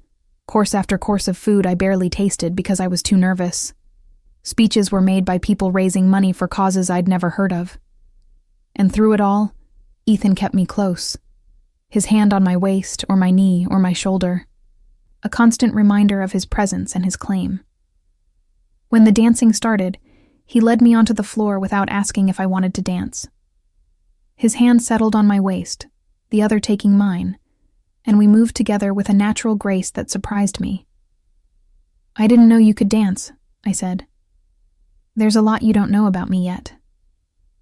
His voice was low, intimate, meant only for me despite the dozens of couples around us. "But you'll learn. We have a lifetime for you to learn all my secrets." "And will you learn mine?" "I already know most of them, Elena." His dark eyes held mine. "I know about your parents' disappointment when you moved to the city. I know about the novel you've been writing for 3 years, but never show anyone. I know about the miscarriage you had when you were 19 that you've never told anyone about. I know every scar, every fear, every dream you've kept hidden." My breath caught. "How? I told you. I know everything about you. I've known since the second day you were in my house. Because understanding you, knowing every part of you, is how I protect you. How I keep you safe." I should have been angry at the invasion of privacy. Should have been furious that he'd investigated my past without my permission. But instead, I felt something else. A strange relief at being so thoroughly known, so completely seen. "You don't think it's too much?" I asked. "Knowing someone so completely?" "I think it's the only way to truly possess someone." His hand tightened on my waist. "Surface knowledge is easy. Anyone can know your favorite color or how you take your coffee. But knowing the shape of your wounds, the texture of your fears, the architecture of your dreams, that's possession, Elena. That's ownership. That's what it means to be mine." The music swelled around us, and he pulled me closer until we were moving as one body, until I could feel his heartbeat against mine, until there was no space left between us at all. "I'm scared," I admitted in a whisper. "Of me? Of this? Of how right it feels when it shouldn't? Of how much I want this when I should be running? Of how completely I'm giving myself to you when I swore I'd never give myself to anyone again after Derek?" "I'm not Derek." His voice was firm. "I won't hurt you the way he did. I won't make you small or afraid or desperate. I'll make you powerful, Elena. I'll make you untouchable. I'll give you everything you've ever wanted and things you didn't know you needed. And all I ask in return is that you give yourself to me completely, that you trust me to protect you, to cherish you, to keep you safe from everyone, including yourself." "That's a lot to ask." "I know, but I'm asking anyway." He leaned down, his lips brushing my ear. "Say yes again, Elena. Say you'll marry me. Say you'll be mine. Say it like you mean it this time, without doubt or fear."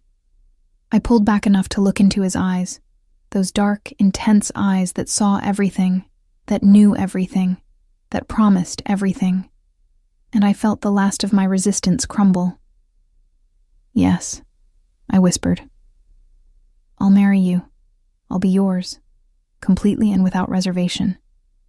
His smile was slow and triumphant and absolutely devastating. "Mine," he breathed. "Yours," I confirmed. And as he kissed me there on the dance floor, with hundreds of people watching, with the Castellanos surely plotting in the shadows, with my entire future hanging in the balance, I felt no fear, only certainty. I was Ethan Moretti's. And somehow, that was exactly what I'd been searching for all along. The wedding planning began the next morning with a precision that would have impressed a military general. I woke to find Maria and 3 other women waiting in my sitting room, armed with tablets, fabric swatches, and what looked like hundreds of photographs of flowers, venues, and cakes. "Good morning, Mrs. Moretti," Maria said with a warm smile, using my future title as though it were already official. "We have exactly 4 weeks to plan a wedding worthy of the Moretti name. Shall we begin?" I'd barely had my coffee before I was being shown dress designs, asked about color preferences, and consulted on guest lists that included names I'd only ever seen in newspapers. It was overwhelming and surreal, and somehow exactly what I needed. A distraction from the enormity of what I was actually doing. Marrying a man I'd known for less than 2 weeks. A man who'd claimed me as his with a certainty that should have terrified me, but instead felt like the most natural thing in the world. "The ceremony will be at St. Anthony's, of course," Maria was saying, making notes on her tablet. "That's where all the Moretti men have been married for 3 generations. Father Michael is already aware and preparing. For the reception, Mr. Moretti has reserved the grand ballroom at the plaza. It can accommodate 500 guests comfortably." 500? I choked on my coffee. That many people? "The Moretti family has extensive connections," one of the other women, Sophia, the wedding planner, said diplomatically. "And this wedding sends an important message to the community. Everyone who matters will want to be there." What she meant, I was beginning to understand, was that this wedding was as much a political statement as a personal one. Ethan was showing the world, and specifically the Castellanos, that I wasn't a weakness or a liability. I was his wife, his partner, someone worth celebrating publicly and protecting fiercely. "What about my family?" I asked suddenly. "My parents. They should be invited, shouldn't they?" Maria and Sophia exchanged a glance. "Mr. Moretti said to leave that decision entirely to you," Maria said carefully. "If you want them there, they'll be invited with all due honor. If you'd prefer they weren't informed, that's also acceptable." I thought about my parents, their disappointment when I'd chosen the city over staying in their small town, their barely concealed judgment of my choices, their complete absence during my relationship with Derek, and the painful aftermath. We exchanged obligatory phone calls on holidays and birthdays, nothing more. "No," I decided. "Don't invite them. This isn't. They wouldn't understand this world. They'd be uncomfortable. And honestly, I'd rather not have to explain any of it to them." It was the truth, even if it stung a little. This life I was entering with Ethan existed in a completely different universe from the one my parents inhabited. Trying to bridge that gap for one day seemed more exhausting than it was worth. "Very well," Sophia made a note. "Now, for your dress, I've arranged for 3 of the city's top designers to bring their collections here tomorrow. Mr. Moretti has made it clear that cost is no object. You're to choose whatever you love." The rest of the morning passed in a whirlwind of decisions. Flowers, white roses and peonies. Colors, cream and gold with touches of emerald to match my engagement ring. Menu, a blend of Italian and American cuisine that honored Ethan's heritage, while acknowledging my own background. Music, a classical quartet for the ceremony, a full band for the reception. It was all beautiful and perfect and completely overwhelming. By the time the planning team finally left, promising to return tomorrow with dress options, I felt like I'd run a marathon. I collapsed onto the sofa in my sitting room, closing my eyes against the magnitude of it all. "Tired already?" Ethan's voice made me open my eyes to find him leaning against the door frame, watching me with an expression that was equal parts amusement and concern. "The planning has only just begun." "How do people do this?" I asked. "Plan a wedding in 4 weeks?" "They hire people who are very good at what they do." He crossed the room and sat beside me, his arm coming around my shoulders in a gesture that had become familiar. And they have unlimited resources. Money solves most logistical problems quite efficiently. Is that your solution to everything? Throw money at it until it works? Usually. He didn't sound apologetic. Though I've found that certain things require a more personal touch. The way he said it made heat pool in my stomach. We hadn't been intimate yet. Ethan had been surprisingly patient, stealing kisses but never pushing for more. But the promise of eventually was there in every look, every touch, every moment we spent together. I saw the guest list, I said, changing the subject before I did something foolish like climb into his lap. 500 people? 487, to be precise. His fingers traced patterns on my shoulder through the soft cashmere of my sweater. Every family that matters, every alliance that needs to be acknowledged, every potential enemy that needs to see exactly what you are to me. A trophy? A queen. His voice was firm. My equal, my partner, the woman who rules beside me. That's what they'll see, Elena. Not a weakness, not a liability, but strength. I don't feel very strong. That's because you're still learning what strength looks like in this world. He tilted my chin up so I had to meet his eyes. Strength isn't always loud or obvious. Sometimes it's quiet endurance. It's walking into a room full of people who'd rather you didn't exist, and holding your head high anyway. It's choosing to build a life in the face of uncertainty, rather than running from what frightens you. Is that what I'm doing? Isn't it? He challenged. You could have left after I dealt with Derek. You could have insisted on going back to your apartment, your job, your old life. But you stayed. You chose this. That takes strength, Elena. Maybe he was right. Maybe there was strength in choosing the unknown over the familiar, in trusting this dangerous man over trusting myself to survive alone. Or maybe I was just desperate enough and tired enough and drawn to him enough that I was calling surrender strength, because it was easier to accept that way. I want to show you something, Ethan said suddenly, standing and offering me his hand. Come with me. I let him pull me to my feet and lead me through the house. We went down corridors I hadn't explored yet, past rooms I'd only glimpsed, until we reached a door at the far end of the east wing that he unlocked with a key from his pocket. This was going to be a surprise for after the wedding, he said as he pushed the door open. But I think you could use it now. I stepped inside and stopped, my breath catching. It was an office, but not like any office I'd ever seen.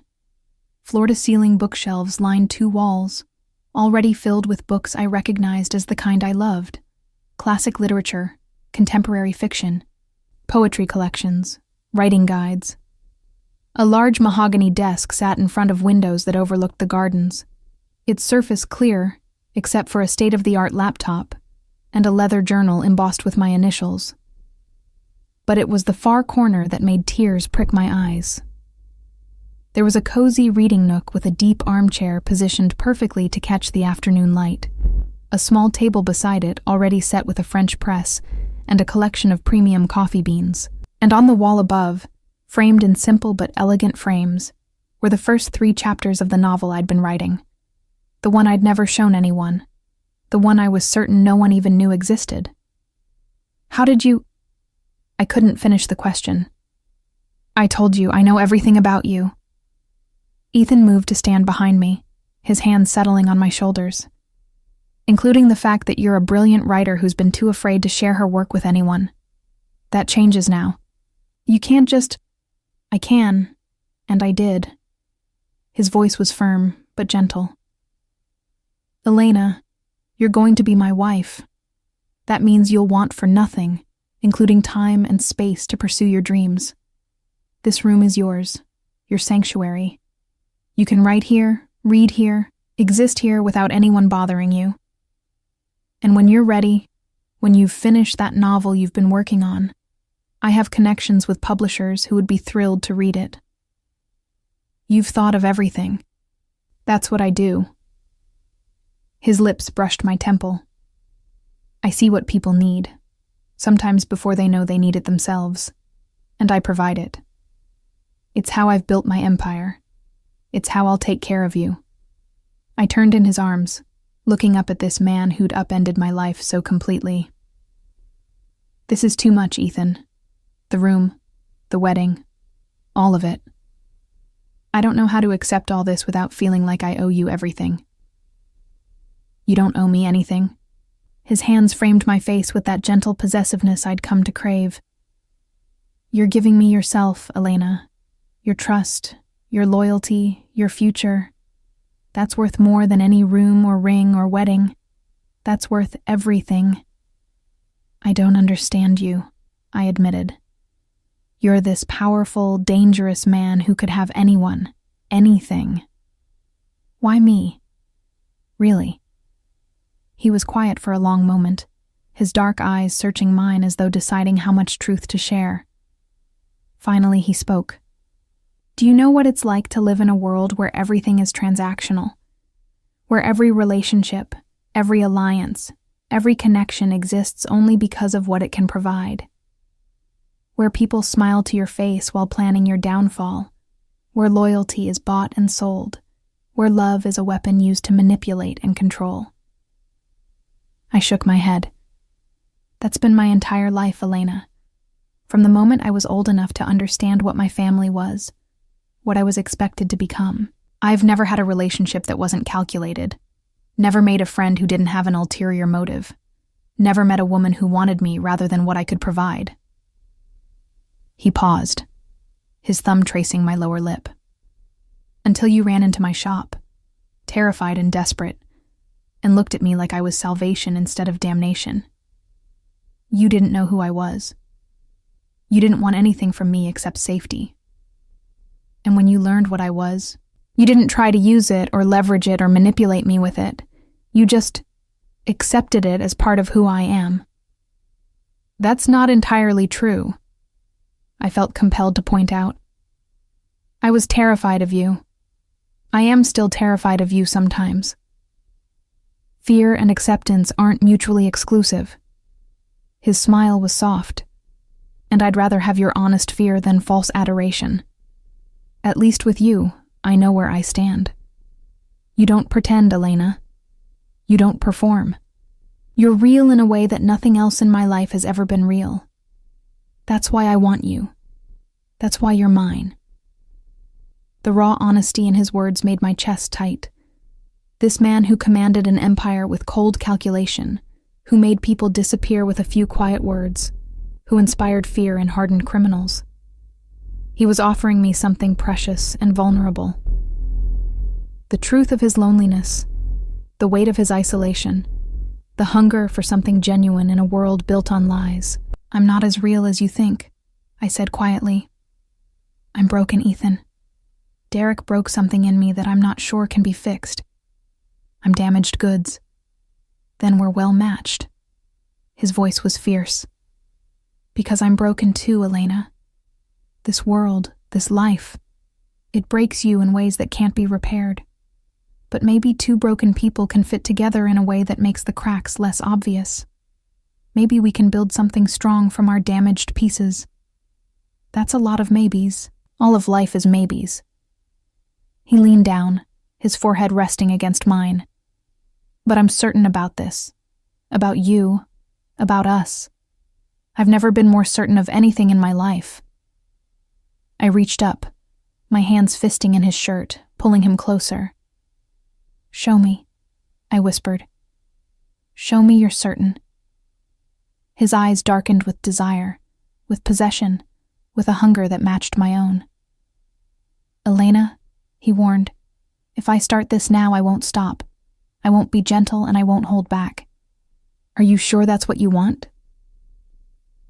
In answer, I pulled him down and kissed him, pouring all my confusion and fear and desperate need into it. He made a sound low in his throat, half growl, half groan, and then his control shattered. His hands were everywhere, tangling in my hair, gripping my waist, sliding down to cut my hips and pull me hard against him. He walked me backward until my back hit the bookshelf, and his mouth left mine to trail fire down my throat, finding that sensitive spot below my ear that made me gasp. Mine, he breathed against my skin. Say it, Elena. Tell me you're mine. Yours, I gasped, my head falling back to give him better access. I'm yours, Ethan. He lifted me then, my legs wrapping automatically around his waist as he carried me to the desk, sweeping the laptop aside with one hand and setting me on the edge. His hands found the hem of my sweater, pulling it over my head in one smooth motion. And then his mouth was on me again, worshipping every inch of exposed skin. I should have felt vulnerable, exposed in nothing but my bra and jeans while he remained fully clothed.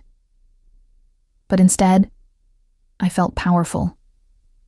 Because this man, this dangerous, controlled man, was coming undone because of me. For me. Tell me to stop, he demanded, his hands working the button of my jeans. Tell me to stop and I will.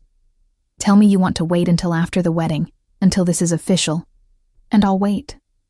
But if you don't stop me now, Elena, I'm making you mine in every way that matters. Don't stop, I said, my voice stronger than I expected. I don't want to wait. I want this. I want you. Something fierce and triumphant flashed across his face. Then you'll have me, he promised. All of me. Forever. What followed was a claiming in the truest sense, not gentle or tentative, but fierce and absolute, a physical manifestation of the bond that had been building between us since that first night. He worshipped my body with a single-minded intensity that left me gasping and trembling, pushing me higher and higher until I shattered in his arms, his name a prayer on my lips.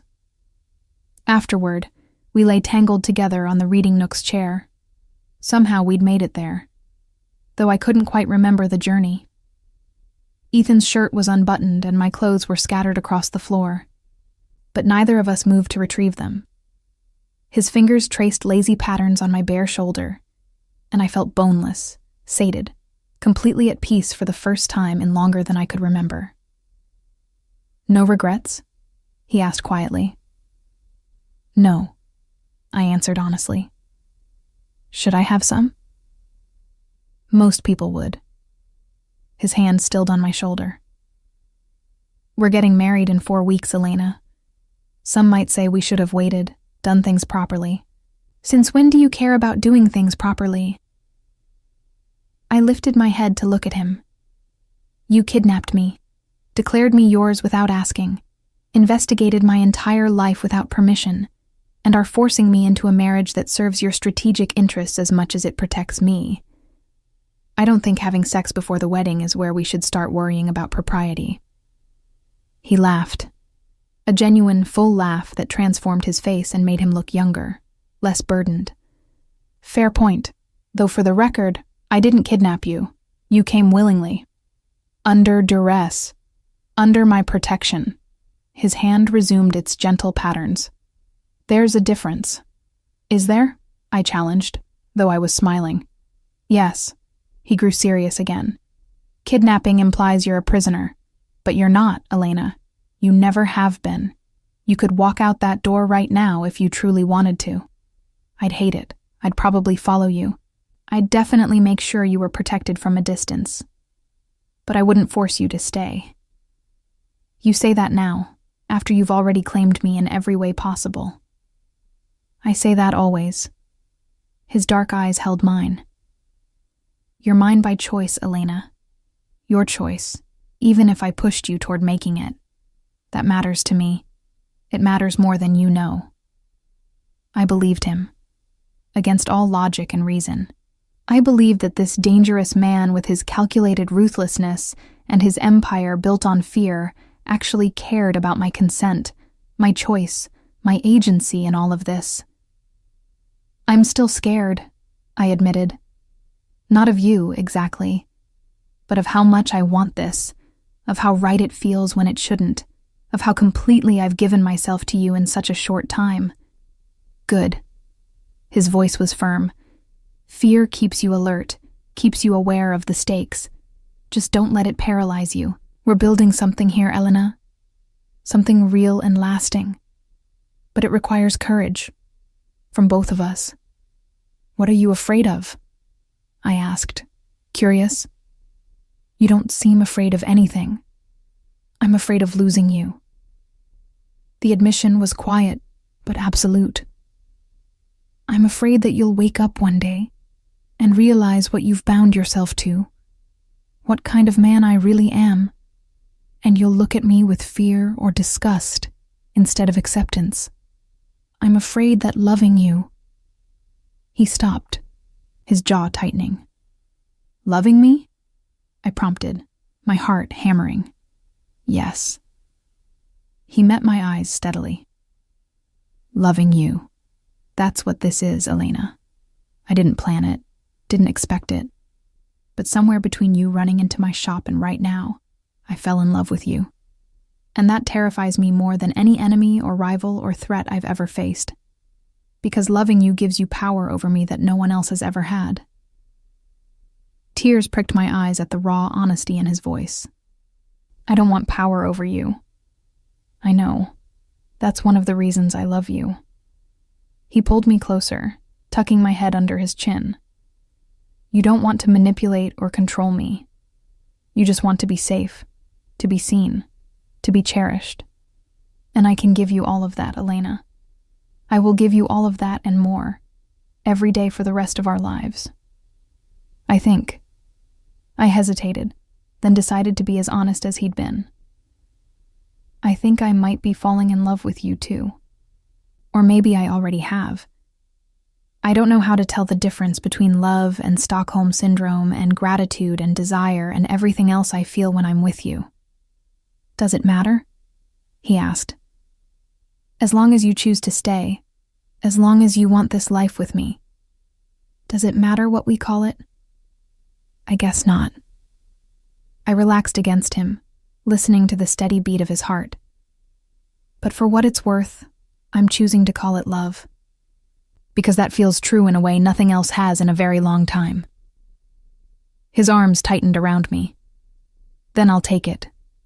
I'll take your love and your trust and your loyalty, and I'll give you mine in return. We'll build something unshakable, Elena. Something that no enemy can tear down, no threat can damage, no force can destroy. That's a big promise. I keep my promises. He pressed a kiss to the top of my head. Always. We stayed like that for a long time, wrapped in each other in the quiet certainty of what we were building. Outside, the afternoon was giving way to evening, painting the sky in shades of orange and pink. And in that beautiful office, my sanctuary, a gift from a man who saw what I needed before I knew to ask for it, I felt something settle deep in my chest. This was right. This dangerous, impossible, completely insane arrangement was exactly what I'd been searching for without knowing it. A man who claimed me without apology, protected me without hesitation, loved me without conditions. I was Ethan Moretti's, and he was mine, and God help anyone who tried to come between us. The wedding dress arrived 3 days before the ceremony, wrapped in layers of tissue paper and carried by 2 assistants who handled it like it was spun from starlight. When they unveiled it in my room, I couldn't breathe. It was perfect. Ivory silk that seemed to glow in the afternoon light, with delicate lace sleeves and a fitted bodice that would emphasize my figure before flowing into a full skirt. The back was open, dipping low to reveal skin, and the train was just long enough to be dramatic without being impractical. Tiny crystals were sewn into the lace, catching the light with every movement. Mr. Moretti approved this design personally, one of the assistants said, as Maria helped me into it for the final fitting. He was very specific about what he wanted. Elegant but not ostentatious. Traditional but with modern touches. Something that would make you look like a queen. I stared at myself in the full-length mirror and barely recognized the woman looking back. With my dark hair loose around my shoulders, and this dress transforming me into someone who belonged in Ethan's world, I looked like I'd been born for this, like I'd always been meant to be Mrs. Moretti. "You're going to take his breath away," Maria said softly, adjusting the train. "I've worked for the Moretti family for 15 years, and I've never seen Mr. Ethan look at anyone the way he looks at you." "How does he look at me?" I asked, echoing the same question I'd asked weeks ago, though now I thought I knew the answer. "Like you're the only real thing in his world." She met my eyes in the mirror. "Like he'd burn the city down before letting anyone hurt you. Like he's finally found something worth living for instead of just surviving." Her words made my chest tight with emotion. In the 3 weeks since I'd agreed to marry him, Ethan had shown me a side of himself I suspected few people ever saw. The man beneath the mob boss, the person behind the power. He was attentive without being controlling, protective without being possessive in the suffocating way Derek had been. He gave me space when I needed it, and held me close when I didn't. And the way he looked at me, Maria was right. It was like I was precious, irreplaceable, the answer to a question he'd been asking his entire life. "I'm ready," I said, though I wasn't sure if I was talking about the dress fitting, or the wedding, or the life I was about to step into. Maybe all three. The morning of the wedding dawned clear and cold, the late October sky a brilliant blue that seemed almost artificial in its perfection. I woke alone. Ethan had observed the tradition of not seeing the bride before the ceremony, staying at his apartment in the city the night before, and found myself simultaneously nervous and calm. The nerves were surface level, butterflies about the ceremony and the crowds and saying vows in front of 500 people. But underneath was a deep, unshakable certainty. This was right. Marrying Ethan Moretti was the rightest thing I'd ever done. Maria and her team descended on me at 8 in the morning, beginning the long process of transformation. Hair, makeup, nails, everything had to be perfect. By noon, I was finally ready, standing in my room in that beautiful dress, holding a bouquet of white roses and peonies that matched the arrangements throughout St. Anthony's. "You look beautiful, dear," Maria said, her eyes suspiciously bright. "Your mother would be proud." The mention of my mother sent a pang through me. I'd thought about calling her a dozen times over the past weeks, imagined trying to explain this whirlwind romance and sudden marriage to a man she'd never met. But in the end, I'd decided against it. She'd chosen to keep me at arm's length for years. This was simply a continuation of that distance. "Thank you, Maria." I squeezed her hand. "For everything. You've been more of a mother to me these past weeks than my own has been in years." She pulled me into a gentle hug, careful not to crush the dress. "You're family now, Elena. That's what we do. We take care of our own." Family. The word had taken on new meaning since entering Ethan's world. It wasn't just about blood relations, but about loyalty, about chosen bonds that ran deeper than biology. I was becoming part of something larger than myself, and for the first time in my life, that didn't feel suffocating. It felt like belonging. The drive to St. Anthony's was surreal. Marco drove. Ethan had insisted on his most trusted man handling my security, even on our wedding day. And Sal sat in the passenger seat, both men in formal suits that couldn't quite hide the weapons I knew they carried. Protection, even today. Maybe especially today, when I'd be most visible, most vulnerable to anyone who might still see me as Ethan's weakness.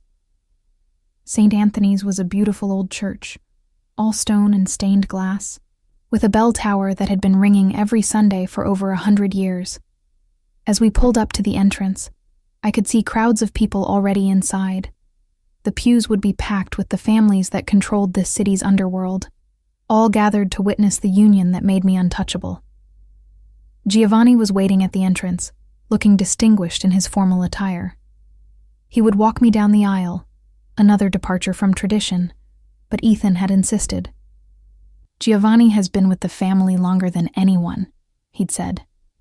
He's as close to a father figure as I've had since my grandfather died. It would honor me if he escorted you." "You're ready, Miss Elena?" Giovanni asked, offering his arm. In his other hand, he held a small velvet box. "Mr. Ethan asked me to give you this before you walked in. He said to tell you that you were beautiful before you even put it on. But this would complete the picture." I opened the box to find a delicate diamond bracelet. Not flashy, but elegant, with stones that caught the light and scattered it like tears. It matched my engagement ring perfectly, and when I clasped it around my wrist, I felt like I was putting on armor. Diamonds weren't just beautiful, they were the hardest substance on earth. Unbreakable, like what Ethan and I were building together. "I'm ready," I said, taking Giovanni's arm. The organ music swelled as we entered the church, and every head turned to watch me walk down the aisle. I saw faces I recognized from the gala. Antonio Russo and his wife Gabriella, giving me warm smiles. Marco Castellano and his family, their expressions harder to read. Dozens of others whose names I'd learned over the past weeks, the network of families and alliances that made up Ethan's world. But I barely saw any of them, because at the end of that long aisle, standing beside the priest with Marco as his best man, was Ethan. He wore a black tuxedo that looked like it had been crafted by angels, his dark hair styled back to reveal the strong lines of his face. But it was his expression that stole my breath, raw emotion breaking through his usual control, something between awe and possession, and pure, undiluted love. He mouthed 2 words as I walked toward him. "My queen." I smiled, tears pricking my eyes. "My king," I mouthed back. Giovanni placed my hand in Ethan's with a gentle squeeze, then stepped back. Ethan's fingers closed around mine, warm and strong and absolutely certain. "You're the most beautiful thing I've ever seen," he whispered, low enough that only I could hear. "I knew you would be, but seeing you like this... Elena, you're perfect." "So are you," I whispered back. The ceremony was traditional, Catholic, with all the formal prayers and rituals Ethan's grandfather would have expected. But I barely heard the words. I was too focused on Ethan, on the way his thumb stroked across my knuckles, on the fierce love in his eyes, on the absolute certainty in his voice when he spoke his vows. "I, Ethan Dominic Moretti, take you, Elena Rose Carter, to be my lawfully wedded wife. I promise to love you, to protect you, to cherish you above all others.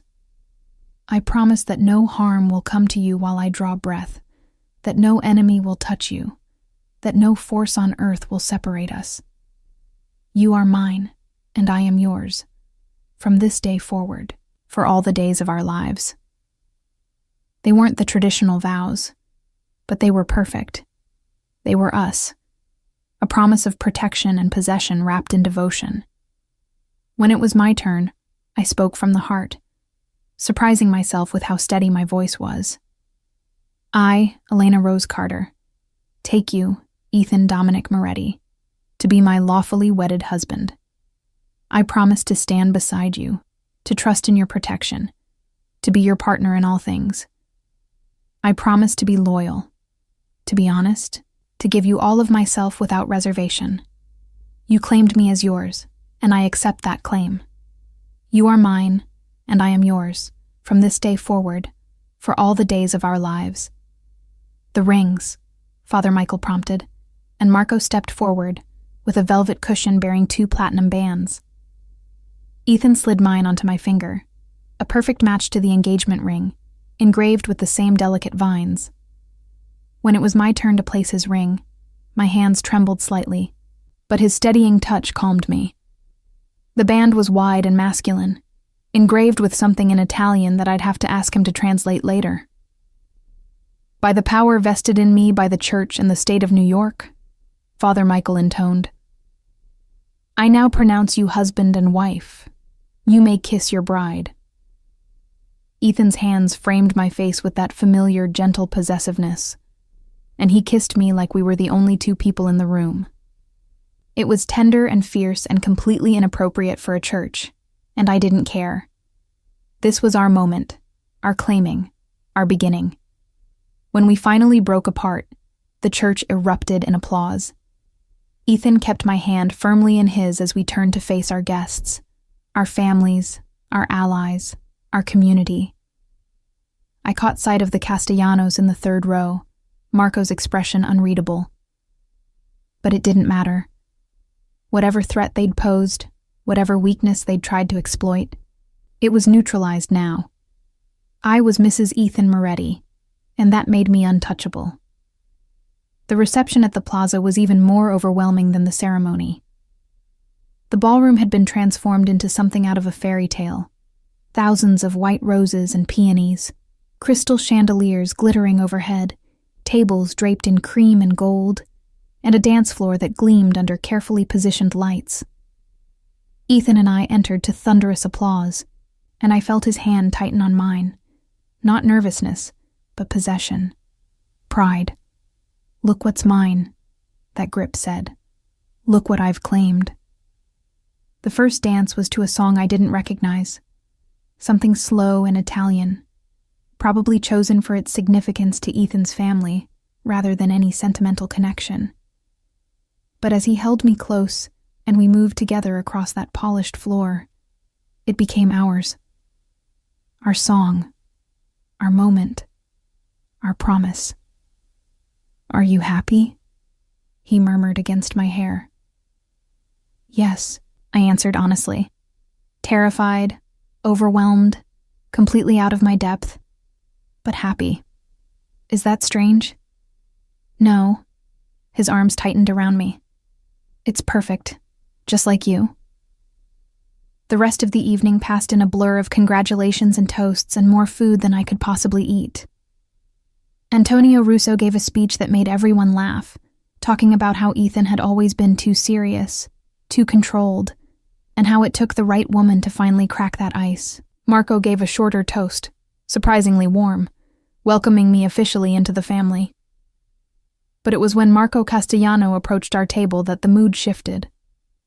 "Congratulations," he said, his voice carefully neutral. "Mrs. Moretti, you look lovely. Ethan, you've done well for yourself." "Thank you, Marco." Ethan's voice was cool but polite. "I'm glad you could make it. I wouldn't have missed it." Marco's eyes moved between us, assessing. "You've made quite the statement today. Marrying outside the families, bringing someone new into our world. It's bold." "Elena is family now," Ethan replied. "That's all that matters." "Of course." Marco inclined his head. "I hope the marriage brings you both happiness and stability.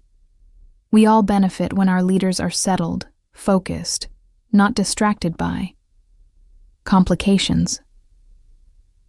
The threat was barely veiled. Do your job. Don't let your new wife become a distraction, or we'll have problems. But before Ethan could respond, I surprised myself by speaking up. "Mr. Castellano," I said, my voice steady despite the intimidation I felt. "I understand you have concerns about whether I'll be a distraction to my husband. Let me assure you, I have no intention of interfering with Ethan's business or his responsibilities to the families, but I also have no intention of being seen as a weakness. I'm his wife now, which means I'm protected by every alliance he's built, every obligation that binds this community together. Anyone who threatens me threatens him, threatens all of us. I hope that's clear." Silence fell around our table. Marco stared at me, clearly surprised by my boldness. Then, slowly, he smiled, not his usual cold smile, but something that might have been genuine respect. "Very clear, Mrs. Moretti. It seems Ethan has chosen even more wisely than I realized. You'll do well in this world." After he walked away, Ethan leaned close. "That was dangerous," he murmured, "and incredibly sexy, standing up to Marco Castellano at your own wedding. You continue to surprise me, wife. Wife. The word sent a thrill through me. I was someone's wife again. But this time it felt different. Not like Derek's attempts to control me through legal bonds, but like a partnership built on mutual strength and respect. I meant what I said, I told him. I won't be seen as your weakness. I won't give anyone ammunition to use against you. If I'm going to be part of this world, I'm going to be an asset, not a liability. You already are. He pressed a kiss to my temple. You're everything, Elena. Everything I never knew I needed. The celebration continued late into the night. We cut an elaborate 5-tiered cake, danced with various family members and allies, and played our parts perfectly. The devoted couple, the united front, the power that no one would dare to challenge. But finally, blessedly, it was time to leave. Ethan had arranged for us to spend our wedding night at his apartment in the city, the penthouse I'd never been to, his private sanctuary away from the estate and all its staff. Tomorrow we'd fly to Italy for 2 weeks, a honeymoon that was equal parts vacation and strategic business as he introduced me to his family's connections overseas. But tonight, it would be just us. The penthouse was stunning, all floor-to-ceiling windows overlooking the city, modern furniture in shades of charcoal and cream, artwork that probably cost more than most people made in a lifetime. But I barely registered any of it. I was too focused on Ethan as he closed the door behind us and slowly turned to face me. Alone at last, he said, his voice dropping to that low register that made heat pool in my stomach. My wife. Your wife, I agreed, stepping out of my heels and immediately shrinking several inches. That's still so strange to say. You'll get used to it. He crossed to me, his hands finding my waist, pulling me close. You'll say it every day for the rest of our lives, and eventually it'll feel as natural as breathing. Promise? Promise. His lips found mine, the kiss starting gentle but quickly deepening into something more urgent, more desperate. We'd maintained control all day, playing our parts perfectly for the cameras and the crowds. But here, alone, that control shattered. His hands found the zipper of my dress, sliding it down with agonizing slowness. The silk pooled at my feet, leaving me in nothing but the delicate white lingerie Maria had insisted was tradition. Ethan's eyes darkened as they traveled over me, possessive and hungry. Mine, he breathed. Every inch of you, mine. Yours, I confirmed, reaching for his bow tie, my fingers fumbling with the knot until he helped me, shrugging out of his jacket and unbuttoning his shirt to reveal the chest I'd memorized over the past weeks. What followed was different from that first time in my office, less desperate, more deliberate. He worshipped every inch of me with his hands and mouth, taking his time, learning what made me gasp and shiver and beg. And when he finally claimed me, it felt like a completion, like the final piece of a puzzle clicking into place. Afterward, we lay tangled in his bed, our bed now, my head on his chest as his fingers traced lazy patterns on my bare shoulder. No regrets? He asked, echoing that same question from weeks ago. None, I answered honestly. This is insane and impulsive and probably the craziest thing I've ever done, but I don't regret any of it. Good. His arms tightened around me. Because you're stuck with me now, Mrs. Moretti. For better or worse, richer or poorer. Though let's be honest, it'll always be richer with me. In sickness and health, till death do us part. That's a very traditional view for someone who operates outside the law. I'm traditional about the things that matter. His voice was serious.